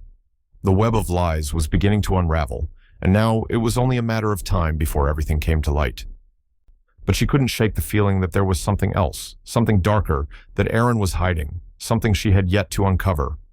And as she locked the door behind her, she couldn't help but wonder, how far was Aaron willing to go to keep his secrets safe? The interview room was stark and cold, the fluorescent lights overhead buzzing with an unrelenting hum. Aaron Harlow sat across from Detective Maria Cortez, his posture rigid, his face flushed with a mix of frustration and desperation. His eyes darted around the room, avoiding direct contact with Cortez, as if he feared the truth would slip out through his own gaze. He was a man on edge, a man who thought he had gotten away with everything, but now feared that the walls were closing in. Cortez leaned forward, her elbows resting on the metal table, her eyes fixed on Aaron. "Let's go over it again," she said, her voice calm but sharp, a tone she'd perfected over years of interrogations. "Tell me exactly what happened the day Frank and Evelyn fell." Aaron shifted in his seat, swallowing hard, as though the words stuck in his throat. He had practiced this. He had told the story 100 times in his head, and yet something about Cortez's presence, the way she was looking at him, made it feel more fragile than it had ever been before. He opened his mouth, but the lie caught on his tongue. "I told you. They just slipped," he stammered. "It was an accident. Frank lost his balance, and then I tried to reach them, but I couldn't." Cortez nodded slowly, her gaze never wavering. "You've said that before, but then you also mentioned that they fell because you stepped back. Which one is it, Aaron? Did Frank lose his balance, or did you step back?" Aaron's face stiffened, his breath catching in his throat. He hadn't expected the question to be this direct, this pointed. For a moment, his mind scrambled for a way to smooth over the contradiction, but it was too late. The damage was done. His story was slipping, and he knew it. He tried to recover, but the tension in his voice was palpable. I meant, Frank lost his balance, okay? And when he lost his balance, I stepped back to try and help him, but it was too late. He just fell." Cortez's eyes narrowed, her lips pressing into a thin line. She could see the cracks forming in his facade, and she wasn't going to let him off the hook so easily. "So you're saying that after Frank lost his balance, you stepped back? You were in a position to help, yet you didn't?" Aaron's jaw tightened, and a bead of sweat trickled down the side of his face. He wiped it away quickly, the lie weighing heavier with every second that passed. "Yes," he said, his voice coming out with less conviction. I tried to help, but it all happened so fast. Cortez leaned back in her chair, her arms crossed. Funny how the story changes when you're pressed for details. You're saying Frank lost his balance, but earlier, you were certain that you had no part in them falling. Your story's not adding up, Aaron. The more you tell it, the more it sounds like you're trying to cover something up. Aaron's breathing quickened, his hands fidgeting with the sleeve of his shirt. The walls were closing in on him, and he could feel the weight of his own words suffocating him. His heart raced, his palms damp with sweat. He had to maintain control. He couldn't let her see the fear that was beginning to creep in. I didn't push them, Aaron snapped, his voice suddenly defensive. It was an accident. You're making me out to be some kind of monster. Cortez didn't flinch at his outburst. She remained calm, her eyes piercing through him like a hawk circling its prey. No one said you pushed them, Aaron. But the facts don't lie. And right now, your story is full of holes. There was a shift in the room, a subtle tension that only heightened when Chloe walked in. She stood at the door for a moment, her presence almost like an aftershock to the already shaky situation. Aaron's eyes widened when he saw her. There was a flicker of something, guilt, panic, before he quickly masked it with a forced smile. Chloe, what are you doing here? Aaron's voice was tight, as though he was trying to steer the situation back into his favor. Chloe didn't meet his eyes. Instead, her gaze dropped to the floor. She paused, her voice trembling. I can't support your story anymore, Aaron. It's not right. What you're saying isn't true. Aaron's expression faltered, his face turning pale. Chloe, don't, he started, but she cut him off, her words breaking through the weight of the room. I've been lying for you, Aaron, Chloe said softly, but the pain in her voice was clear. I thought I was doing the right thing, but I can't keep living with it. You didn't just watch them fall, Enough, Aaron barked, his voice rising sharply. His face was red now, a mixture of anger and fear. He stood up suddenly, pacing the room like a caged animal. This is ridiculous. You people are all just gossiping. The neighbors, the police. It's all just rumors. His hands clenched into fists, and for a moment, it seemed like he might lash out. Cortez didn't flinch. Aaron, you can't control the narrative anymore. It's too late for that. Chloe stepped back, her face pale, her eyes filled with a mixture of shame and relief. She couldn't bring herself to look at Aaron anymore. She had heard enough. As Chloe left the room, Cortez turned back to Aaron, her gaze hardening. She could see the cracks in his armor now. He was unraveling, and she wasn't done with him yet. Something's hidden, Cortez thought to herself as she watched Aaron, his breathing erratic, his eyes darting nervously around the room. He was breaking, and the closer she got to the truth, the more desperate he would become. She could feel it. But as Aaron stormed out of the room, clearly agitated, something nagged at Cortez. He hadn't just been nervous. He had been paranoid. He had already started checking the cliffside again. The pieces were falling into place, but the biggest question remained. How far was Aaron willing to go to protect his lie? The night was heavy with a quiet that felt almost suffocating. The streets of the small town seemed unchanged, but for Frank and Evelyn, everything had shifted. They had spent the past days hidden away in the ranger cabin, avoiding the world, keeping to the shadows. But tonight was different. They were going back to the life they once knew, though it felt like a lifetime ago. As the headlights of Raj's discreet car cut through the darkness, the world outside felt both familiar and foreign. The weight of their secret was almost too much to carry, but they had no choice. Aaron's lies had poisoned everything, and it was time to take back control. The guest house Raj had arranged for them was tucked away in a quiet corner of the town, far from the prying eyes of neighbors and old friends. It was small, plain, but it was safe. Frank could feel the tension seep into his shoulders as they stepped inside. The smell of old wood and stale air hit him first, but it was the quiet, an unnatural stillness that made him feel like they were invisible. But that was the point. They had to be invisible. No one could know they were alive yet, not until they had all the pieces in place. Evelyn moved slowly through the room, as though she was reacquainting herself with a life she no longer recognized. Frank watched her, his mind still reeling from the fall, from the days of hiding, from the truth they'd uncovered. She was gathering herself. He knew that look. The quiet strength that had always kept their family grounded was still there, but now it was tinged with something darker. He could feel it in her, a storm building inside her that she hadn't yet let out. The betrayal wasn't just from Aaron, it was from everyone they thought they could trust. "Evelyn?" Frank's voice broke through the silence. She paused, looking up at him, her eyes tired but focused. "We need to go over everything. We need to get it all down." Evelyn nodded, setting aside the small stack of medical documentation she had been carefully reviewing. Frank had been injured in the fall, and now Evelyn had begun collecting all the relevant records, documenting his bruises, contusions, the possible concussion, and the deep ache in his bones that wouldn't fade. It was important. She knew that. They had to build a solid case, a history of evidence that would stand up to whatever Aaron tried to throw their way. She wasn't just his wife now. She was a partner in something much bigger, something that had to be handled with precision. She couldn't afford to make a mistake.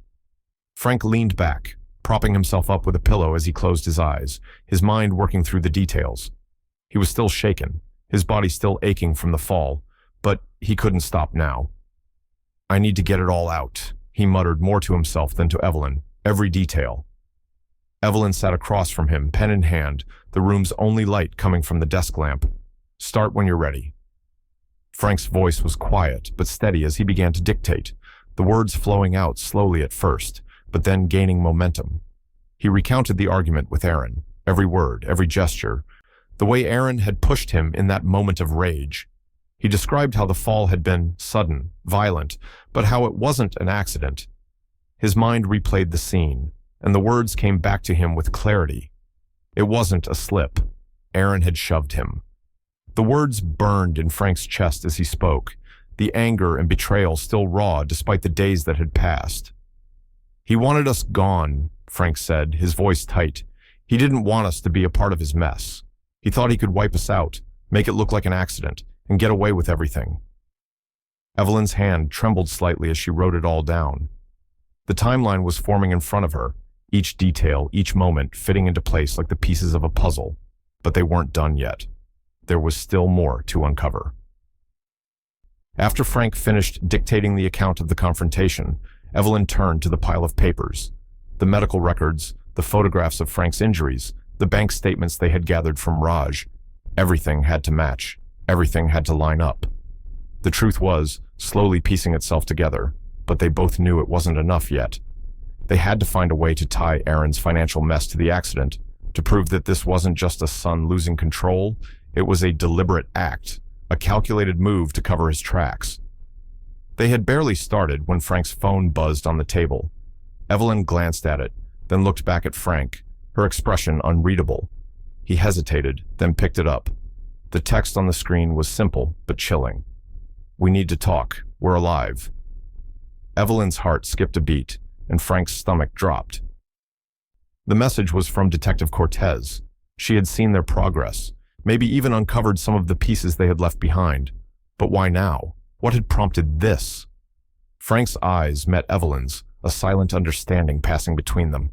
They had been preparing for this moment, but it had come sooner than they expected. The detective was close, too close for comfort. Evelyn leaned forward, her voice barely above a whisper. "What do we do?" Frank stood up, his legs shaky but determined. "We meet her, but on our terms. We're not walking into a trap." Evelyn nodded, her expression hardening. There was no more room for mistakes. Aaron had made his move, and now, so would they. As Frank dialed Cortez's number to arrange the meeting, he couldn't shake the feeling that this was only the beginning. They were closer to the truth than ever. But Aaron wasn't finished. The real danger was still ahead. And with every step they took, the tension grew. Would the detective believe them, or would Aaron's lies swallow them whole? The clock was ticking. The small, quiet cafe was nearly empty as Frank and Evelyn Harlow sat at a corner table, their eyes scanning the room, the nerves in their chests gnawing at them. They had agreed to meet Detective Maria Cortez, but neither of them knew exactly what to expect.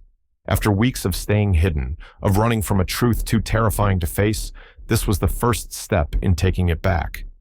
The truth, the moment where everything changed. Cortez had requested the meeting, but she'd insisted on it being private, away from prying eyes. As Frank watched the door, he could feel the weight of the last few days hanging heavily between them.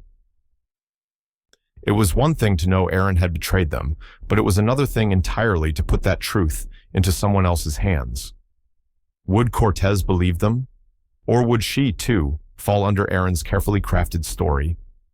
Finally, Cortez entered the cafe, her demeanor as calm and professional as ever. Her dark hair was pulled back into a neat bun, and her sharp eyes scanned the room as she approached their table. She offered a tight smile, her face showing no sign of the strain she'd likely been under, with the case escalating the way it had.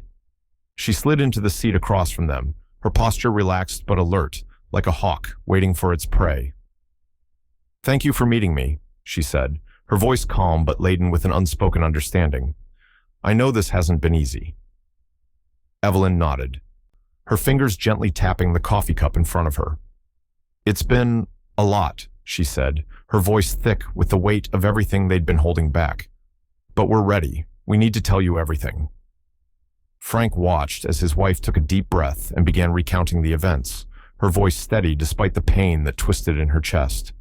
She told Cortez everything, how Aaron had invited them to the cliffside, the confrontation, the shove that sent Frank tumbling, and the subsequent weeks spent in hiding.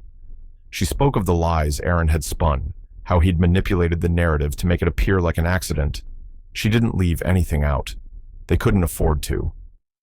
As Evelyn spoke, Frank's mind drifted to the memory of that day, the sound of the wind rushing past him, the sharp pain as he hit the rocks, the helplessness he felt when he realized his own son had pushed him. It wasn't just the physical pain that lingered, it was the emotional one, the betrayal, the shock of seeing Aaron for what he truly was, the anger that still simmered just below the surface, threatening to boil over. Cortez listened intently, her eyes scanning both of them as they spoke, taking in every word, every detail. When they finished, she leaned back in her chair, her fingers tapping thoughtfully on the table. Her gaze never wavered. "So Aaron didn't just lose control in a moment of panic," she said, her voice slow but firm. "He made a choice. He intentionally set up this narrative. He hid the truth." The words landed like a hammer strike, sharp and final. Frank felt the blood drain from his face as the reality of it settled in. Aaron hadn't just been caught in a moment of weakness. He had deliberately tried to erase the truth, tried to erase them, and had done so with a calculated, cold precision. "Exactly," Evelyn replied, her voice tight with both relief and anger. "It's not just the fall, it's everything that led to it, the lies, the manipulation, the way he used us." She paused, her hands clenched in front of her. "We're not asking for revenge, Detective. We just want the truth to come out." Cortez nodded slowly, her gaze steady. "I understand, and that's what we'll get." Her voice dropped slightly, as if making a solemn promise. "I'll make sure Aaron faces the consequences for what he's done.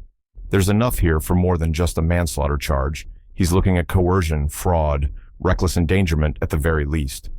The fact that he forged signatures, manipulated your finances, and then tried to cover up the fall, it all adds up." Frank's chest tightened. They were finally starting to see the light at the end of the tunnel, but there was still so much more to be done, still so many risks. He glanced at Evelyn, her eyes filled with determination. This was their chance to make sure Aaron couldn't get away with it, to take back their lives. "We'll need to make sure the investigation is airtight," Cortez continued, her tone shifting to one of focus. "There's no room for error, not with someone like Aaron.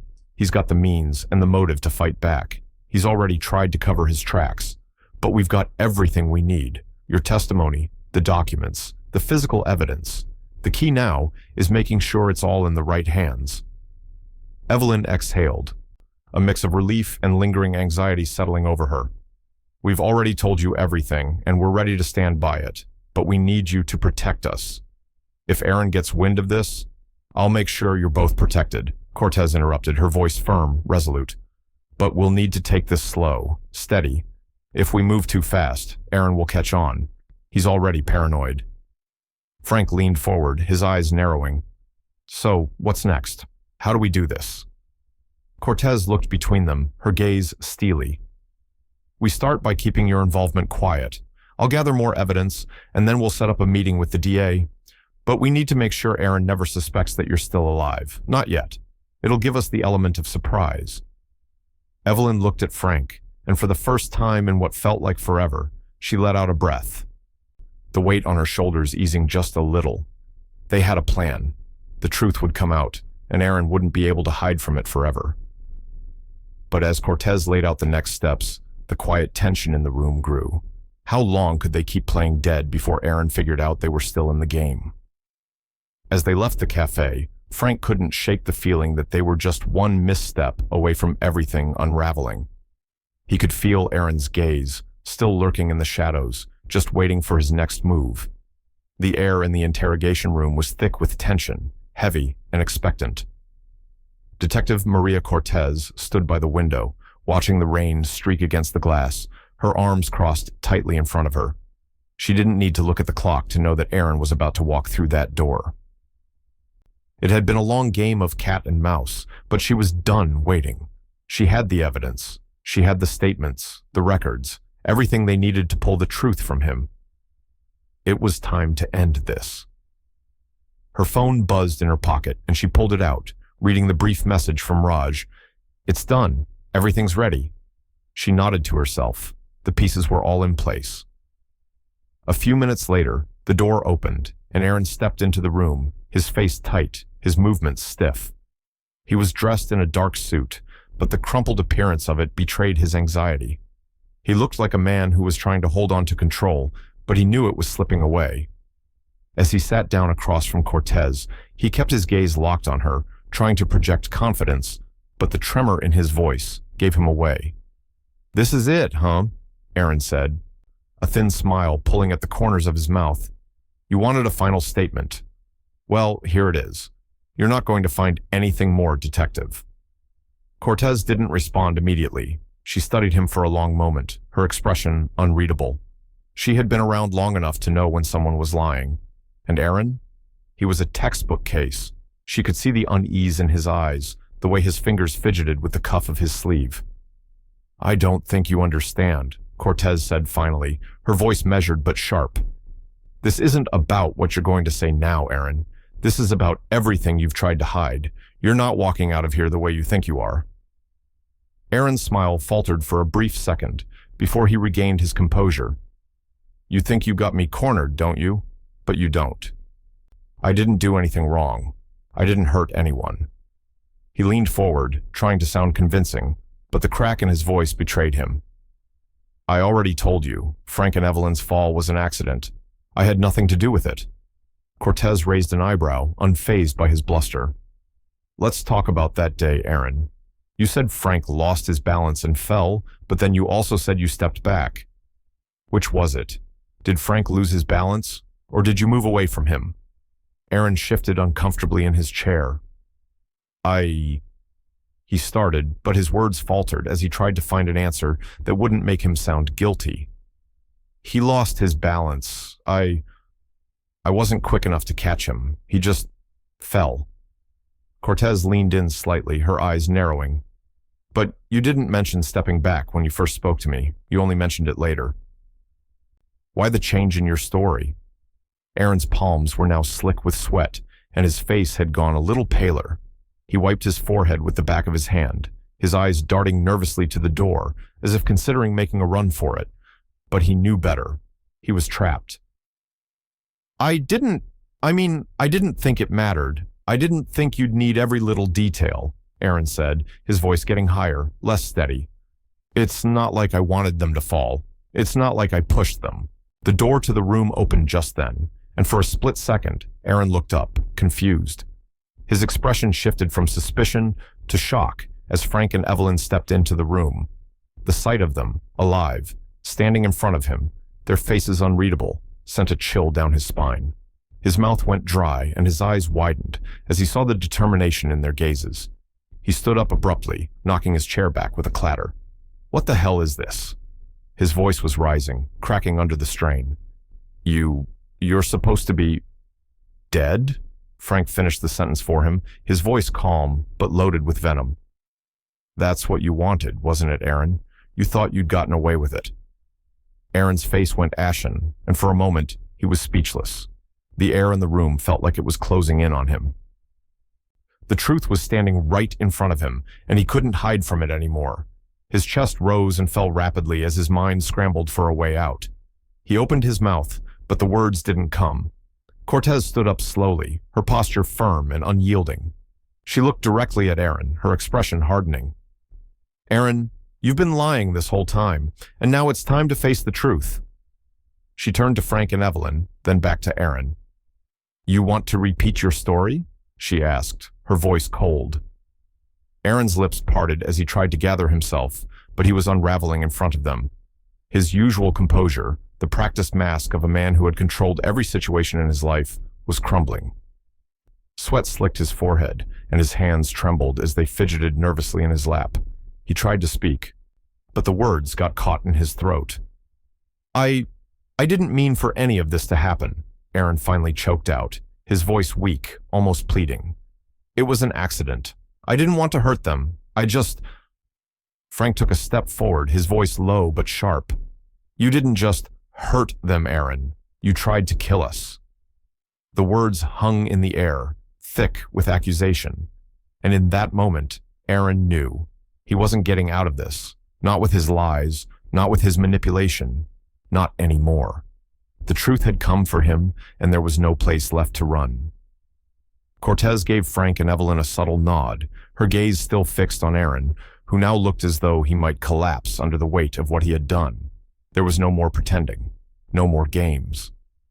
As Aaron's world crumbled around him, Cortez's voice rang out one last time, a final echo of justice. "This is over, Aaron. You're done." But as the weight of his actions bore down on him, Aaron's eyes flickered with something else, something darker, fear, desperation. And in that moment, he realized this wasn't just about the fall. It was about everything he had tried to bury, everything he had tried to control. And now, with the truth standing in front of him, he knew his life would never be the same again. The real danger, however, was just beginning. The tension in the room was suffocating. The air hung thick with unspoken words, the kind that you feel in your chest, the kind that make your heart race. Aaron Harlow sat across from Frank, Evelyn, and Detective Cortez, his face pale, his breath shallow, his hands trembling. The mask of the composed, grieving son he had worn for so long had shattered, and now, the raw truth was pouring out of him, piece by piece, like blood from a wound that he could no longer hide. I didn't mean for it to happen," Aaron stammered, his voice cracking. He wiped his forehead with the back of his hand, the sweat dripping down his face. "It was an accident, okay? You have to believe me. It wasn't supposed to go like this." He looked desperately at Frank and Evelyn, his eyes wide, pleading for some kind of understanding, some shred of mercy. God, I never meant to hurt you." But Frank wasn't buying it. The years of anger, the betrayal, the lies, it all boiled inside him, rising like a storm ready to break. He wasn't going to let Aaron manipulate this moment, wasn't going to let him twist the truth with his rehearsed apologies. Frank's voice was calm, too calm, as he looked directly at his son, his eyes cold. "You left us there," he said, his words slicing through the air like a blade. The weight of those 4 simple words hung in the room. "You left us there. It wasn't an accident. It wasn't panic. It was a choice Aaron had made in that moment." Evelyn's voice cut in, quiet but firm, carrying the same weight as Frank's. "And you tried taking our home." The words hung in the air, raw and bitter.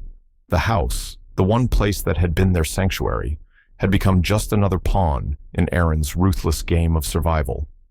It wasn't enough that he had tried to erase them from existence. Now, he was trying to take everything they had left. Aaron's breath hitched, his face twisting in agony. I was trying to fix it," he choked out, his voice barely more than a whisper. "I thought if I could just get the house, I could turn everything around. I didn't know what else to do." His eyes darted from Frank to Evelyn, seeking some form of understanding, but the truth was clear. He had gone too far. The lies, the manipulation, it all led to this. He had betrayed them in the worst way possible, and now there was no turning back. And then, as if the weight of it all had driven him to the edge, Chloe stepped into the room. Her eyes were swollen, red from crying, and she didn't even try to hide it as she walked in, her hands shaking as she took a tentative step toward Aaron. She had been silent for so long, her guilt hanging over her like a shadow. But now the dam had broken, and the flood of emotion couldn't be stopped. "Stop lying," Chloe's voice cracked as she spoke, her words shaking with the rawness of everything she had been holding in. She collapsed into the chair next to Aaron, her face a mask of guilt and disbelief. "Just stop it. You're trying to make it sound like it wasn't your fault, like it was some accident, but it wasn't. You did this. You planned it." Aaron's face went pale, his hands shaking as he gripped the arm of the chair. He couldn't look at her, couldn't face the truth. He turned away, his eyes darting desperately around the room, but the walls were closing in on him, and he knew it. "I didn't want to hurt you," he said, the words slipping out in a broken whisper. "I never meant for it to go this far. It was just panic. It was all just panic. You have to understand, I was drowning, and I thought, if I could just..." He trailed off, unable to finish the thought. His breath came in short gasps, his body tense with the fear of what was coming next. "I just needed to fix it. I didn't know what else to do." Cortez had been watching him closely, her eyes narrowing as she processed his every word. She had heard it all before, the justifications, the excuses. But there was something in Aaron's confession now, something that rang true, even if it wasn't the truth he wanted to admit. She stood up, her voice cutting through the chaos of emotions in the room. "Aaron Harlow, you are under arrest for fraud, coercion, and reckless endangerment. You've tried to cover up your actions, but it's over now." Aaron's body went rigid, his face draining of color as the reality of Cortez's words hit him. "No," he whispered, his voice cracking. "No, please, I didn't mean it. I didn't..." But his words were cut off by the unmistakable sound of the handcuffs clicking shut around his wrists. Evelyn's gaze never wavered. She had heard Aaron's confession, had watched the lies fall apart before her eyes, but the pain of what he had done still cut deeper than she could put into words. She felt a cold numbness settle over her, the weight of the betrayal still too heavy to fully comprehend. Frank watched as Aaron was led out of the room, his eyes hard, his heart filled with a mixture of relief and sorrow. The truth had been revealed, but it hadn't come without a price. The son they had raised, the man they had trusted, had chosen his own path, a path that led them to this moment. As Cortez turned to leave, she glanced at Frank and Evelyn. "It's done," she said quietly. "We'll make sure he doesn't get away with this. You don't have to worry about him anymore." But as Frank and Evelyn exchanged a look, a question still lingered in the air. What happens now?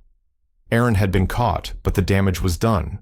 Their family, their lives, had been shattered, and nothing would ever be the same again. As they stood there, the silence in the room seemed to stretch on endlessly, and they knew that the real work was just beginning. How would they rebuild? Would they ever be able to forgive? The answers weren't clear, but one thing was. The road ahead was uncertain, and the scars of the past would never fade. The courtroom was quiet, save for the quiet shuffle of papers and the occasional cough from a spectator in the back. Aaron Harlow sat at the defendant's table, his once confident posture now slumped in defeat. The charges against him were read aloud, each word a hammer blow that shattered the remnants of the man he had once been. Fraud, forgery, reckless endangerment. The list went on, a litany of crimes that he could no longer deny. The room was filled with the sharp hum of tension, the kind that accompanies a man's life unraveling in front of him. Frank and Evelyn sat in the back of the courtroom, side by side, their hands clasped tightly together. It was surreal, being here, watching Aaron face the consequences of his actions. The anger they'd once felt had dulled into something harder, colder. The betrayal, the lies, it was all too much to process in a single moment. But as they sat there, watching their son, their flesh and blood, being led into the next chapter of his life, they couldn't shake the deep, gnawing grief that refused to let go. Chloe sat in the row behind them, her eyes red from the nights she'd spent crying, unable to sleep, unable to find any peace. She had always been loyal to Aaron, but now that loyalty was shattered. There was no going back. After everything she had learned, after everything that had happened, she couldn't live in the same lie anymore. She had moved in with her parents, staying in the small house she grew up in, the walls now echoing with the empty space where Aaron once was. The children had been sent to stay with Lily, Frank's sister, and as Chloe gazed at the back of her parents' house, she realized there was no easy way forward. She would never see Aaron the same way again. At home, the house felt emptier than it ever had before. Frank and Evelyn returned quietly, their footsteps heavy on the floorboards as they entered the space they had once shared with Aaron and Chloe. Everything was as it had been before, almost. The same worn rug in the living room, the same photographs of family on the mantel, but it wasn't the same. The weight of what had happened pressed down on them, thick and suffocating. There were no more family dinners, no more joking around with their son, no more quiet evenings together. All of that was gone, replaced by an emptiness that felt so vast it was hard to breathe.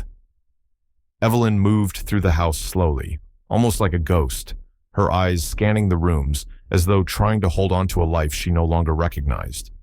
She stopped in front of a picture frame, her fingers grazing the glass, then turned to Frank. "We can't go back, can we?" she asked softly, her voice cracked with the weight of her question. Frank stood beside her, his gaze distant, his face etched with pain. "No, we can't," he whispered. His chest tightened. The full magnitude of their loss settling over him once more. He didn't just feel the loss of the house, of their home, of the life they once shared. He felt the loss of his son, the son he thought he knew, the son who had made choices that led them to this devastating point. The emotional wound was still raw, still aching, but there was nothing to be done now. Aaron had chosen his path, and there was no turning back. Raj arrived later that evening, his presence a brief moment of comfort amidst the weight of the silence. "I've finalized the property protections," he said, his voice steady but sympathetic. He handed Frank a folder filled with the necessary documents, ensuring that their assets were now secure, that Aaron couldn't use them against them again. "You don't have to worry about this anymore," Raj added, his eyes meeting Frank's with a depth of understanding. Frank nodded, the tension in his shoulders easing ever so slightly, but the relief was fleeting. There were no easy solutions here, no quick fixes. Their lives had been shattered in a way that wouldn't just heal overnight. Cortez called Frank later that night. "I want to thank you for trusting me," she said, her voice quieter than usual. Frank could hear the sincerity in her words, but he wasn't sure how to respond. She had done her job. She had helped them get to the truth. But what did that really mean in the end? Aaron was facing the consequences of his actions, yes. But Frank couldn't shake the feeling that something had been lost along the way, something irreplaceable. "I'm just glad it's over," Frank said, though even as the words left his mouth, he knew they weren't true. It wasn't over. Not for him, not for Evelyn, not for their family. Evelyn stood in the doorway, looking at Frank as he hung up the phone. Her face was drawn, tired, but there was still something in her eyes, a quiet determination. "We'll get through this," she said softly, more to herself than to Frank. "We'll find a way." Frank didn't answer right away. He walked over to the window, looking out at the darkened street, the glow of the streetlights casting long shadows across the pavement. The world outside seemed unchanged, untouched by the chaos that had consumed their lives. But he knew better than to believe that. Nothing would ever be the same again. Not with Aaron facing what he was facing. Not with their family fractured like this. The grief still lingered, the loss still gnawed at him, but there was something else too. Something that made him hold his head a little higher, made his shoulders square just a little more. A sense of quiet resolve. The truth had come out. Aaron would pay for his choices, and no matter how long it took, Frank and Evelyn would find their way forward. But as Frank stood there in the dark, staring out at a world that had once been so familiar, one question gnawed at him. Would Aaron ever truly understand the weight of what he had done? Or was he too far gone, too consumed by his own lies, to even care? The door to the next chapter of their lives had opened, but Frank knew they weren't out of the woods yet. There was still more to face, still more to uncover. And as the rain began to fall outside, Frank couldn't shake the feeling that the hardest part was yet to come. The sterile smell of the physical therapy clinic filled the air as Frank sat on the edge of the treatment table, his body aching in ways he hadn't fully processed until now. His ribs were healing, but the deep bruises, the sharp twinges in his back and legs, were reminders of what had happened. The therapist, a young woman named Sarah, adjusted his leg gently as she guided him through stretches, her hands firm but kind. Every movement felt like a small victory, but there was also a weight to each action, a reminder that healing, true healing, wasn't just about the body. His mind, his heart, were still trying to catch up. "I'm doing okay," Frank said, his voice gruff. He didn't want to admit it, but the pain was still there, lingering, lurking beneath the surface. The physical therapy was a slow crawl to normalcy, but nothing about his life felt normal anymore. His son was facing charges. His family had been shattered. The weight of it was heavy, even in this small clinical room. Sarah nodded, guiding his arm through another stretch. "You've come a long way, Frank," she said, but there was a softness to her tone that Frank hadn't expected. She wasn't just talking about his physical progress. There was empathy in her eyes, an unspoken understanding that his pain wasn't just from the fall. He nodded, not trusting himself to speak further. Every time he tried to verbalize the depth of what had happened, the words felt hollow, inadequate. Meanwhile, Evelyn had taken another step toward healing, though her path was different. She had found a caregiver support group, a place where she could talk openly about what she'd been through, about the emotional toll of living through a trauma like theirs. She wasn't alone in her grief, and for the first time since the fall, she began to open up, to process the hurt, the betrayal. Each meeting was another piece in the puzzle, another small effort to reclaim the parts of herself that had been lost. It wasn't easy, but Evelyn knew it was necessary. She was still reeling from the shock of what Aaron had done, still struggling to understand how a son she had raised, loved, could betray them so completely. But now, in that quiet circle of shared pain, she was starting to see the value in putting her own feelings into words. It was the first step in rebuilding and taking back control over the narrative of her own life. At home, the silence was almost suffocating. Chloe's letters had started to arrive shortly after the trial began. They were brief, but they struck Frank in unexpected ways. Each letter was a mixture of remorse and gratitude, a quiet acknowledgement of the damage done, and an apology he hadn't been ready to receive. Chloe had always been caught in the middle, torn between her loyalty to Aaron and her sense of what was right. But now, as she wrote about the pain of losing them, about the guilt she carried, Frank couldn't bring himself to open the final letter she'd sent. Aaron's words still lingered in his mind, the hurt too fresh, too raw. Chloe's letters were a reflection of the man she had been married to, the man she had tried so desperately to defend. He wasn't ready to hear her apologies, not yet. The emotional wound was still too deep. As the weeks passed, the quiet rhythm of life in the house returned, but nothing was quite the same. The neighbors, the ones who had once been so close, had remained distant for a while, unsure of how to interact with the family after everything had come to light. But now, they reached out, offering small acts of kindness. They welcomed Frank and Evelyn back, their greetings warm but cautious, as though they too were testing the waters of a world that had shifted beneath their feet. It was a small thing, a friendly gesture, but to Frank, it felt like a bridge being rebuilt, one small step at a time. Still, the home was quieter than it had been. The laughter and the noise of a full house, once a comforting constant, had been replaced by a silence that seemed to seep into the walls. The porch railing, the same one Aaron had once helped him repair, needed fixing again, and Frank knew it. He didn't ask for help. Instead, he took the tools in his hands and got to work, grounding himself in the simple task. It wasn't about the porch. It was about him, about taking control of something again, about the act of rebuilding when everything around him seemed broken. As he worked, the quiet rhythm of his movements seemed to steady his thoughts. There were no grand gestures, no quick fixes. There was just the quiet act of putting things back together, piece by piece. With each nail he drove into the wood, Frank's thoughts drifted to the future, the part of him that still wasn't sure how to heal, how to forgive, how to move forward. But the repair of the railing, the slow, meticulous work, was a small step toward finding some kind of peace. That evening, after the porch was fixed, Frank sat down at the small desk in the corner of their living room, a notebook open in front of him. He had been avoiding it for weeks, the idea of writing down what had happened feeling too overwhelming, too painful. But now, with the house quiet around him and the weight of everything they had been through pressing on his chest, he picked up the pen. He began to write, not with any clear direction, but with a simple need to process it all. The words flowed, rough, unpolished, but real. He wrote about the fall, about the betrayal, about the anger and grief he felt. He wrote about his son, about the love that had once been there, and the destruction Aaron had caused. It wasn't a story that would make sense in a single sitting. It wasn't a neat, tidy narrative, but it was his truth, and for the first time in a long time, it felt like the first step toward healing. Not just the body, not just the physical scars, but the deep, emotional scars that would take much longer to mend.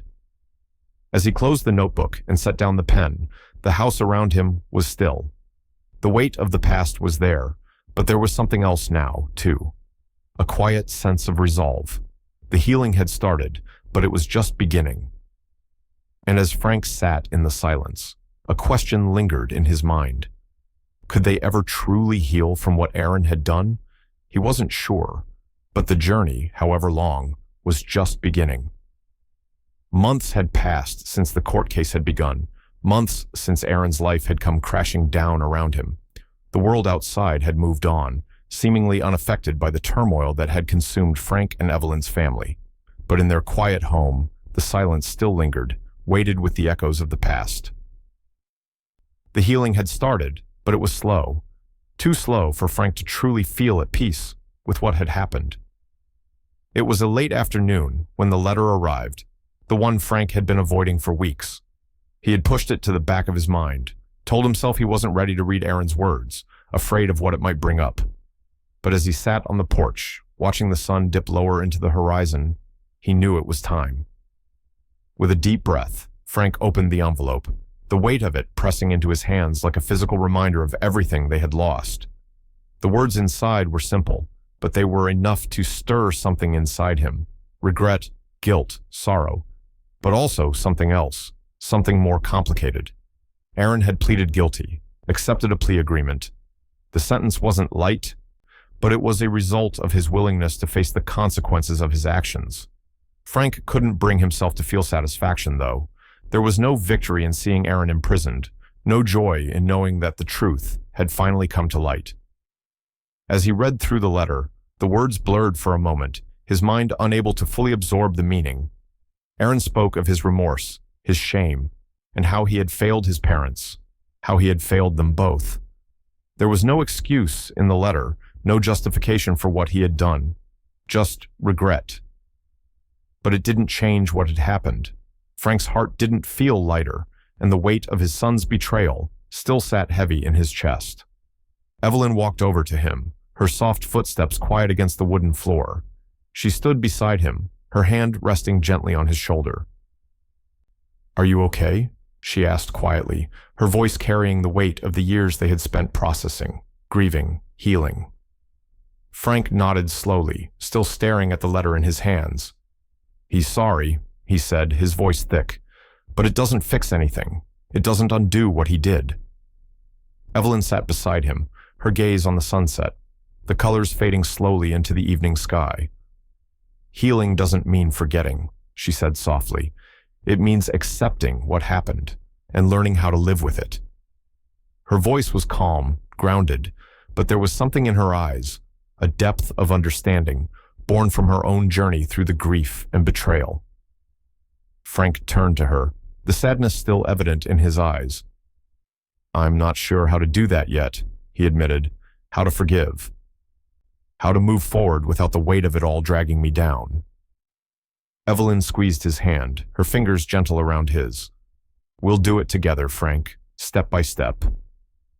Later that evening, as the sun had set and the darkness settled in, Chloe and the kids arrived at their doorstep.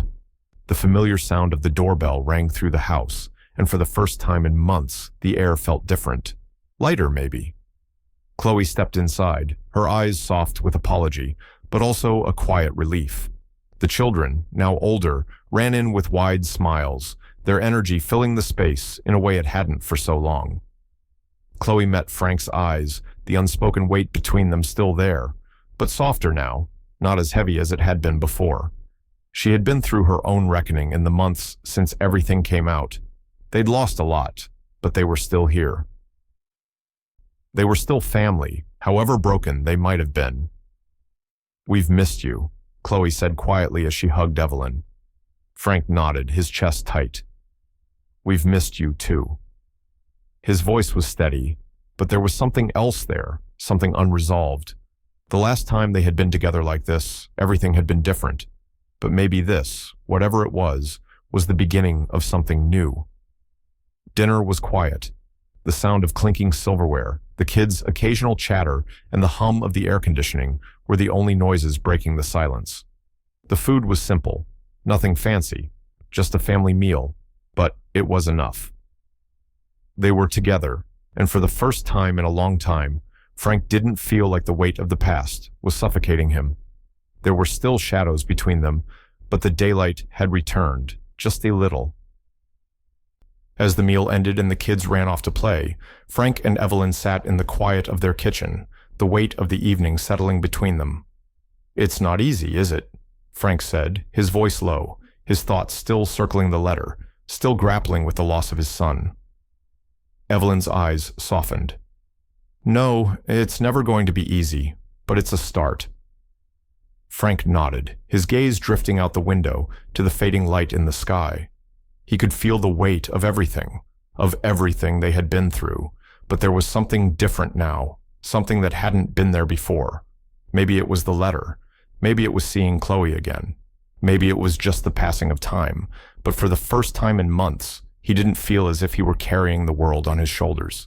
There was still a long road ahead, but it was theirs to walk. As he stepped outside later that night, he stood by the porch, looking at the darkening horizon.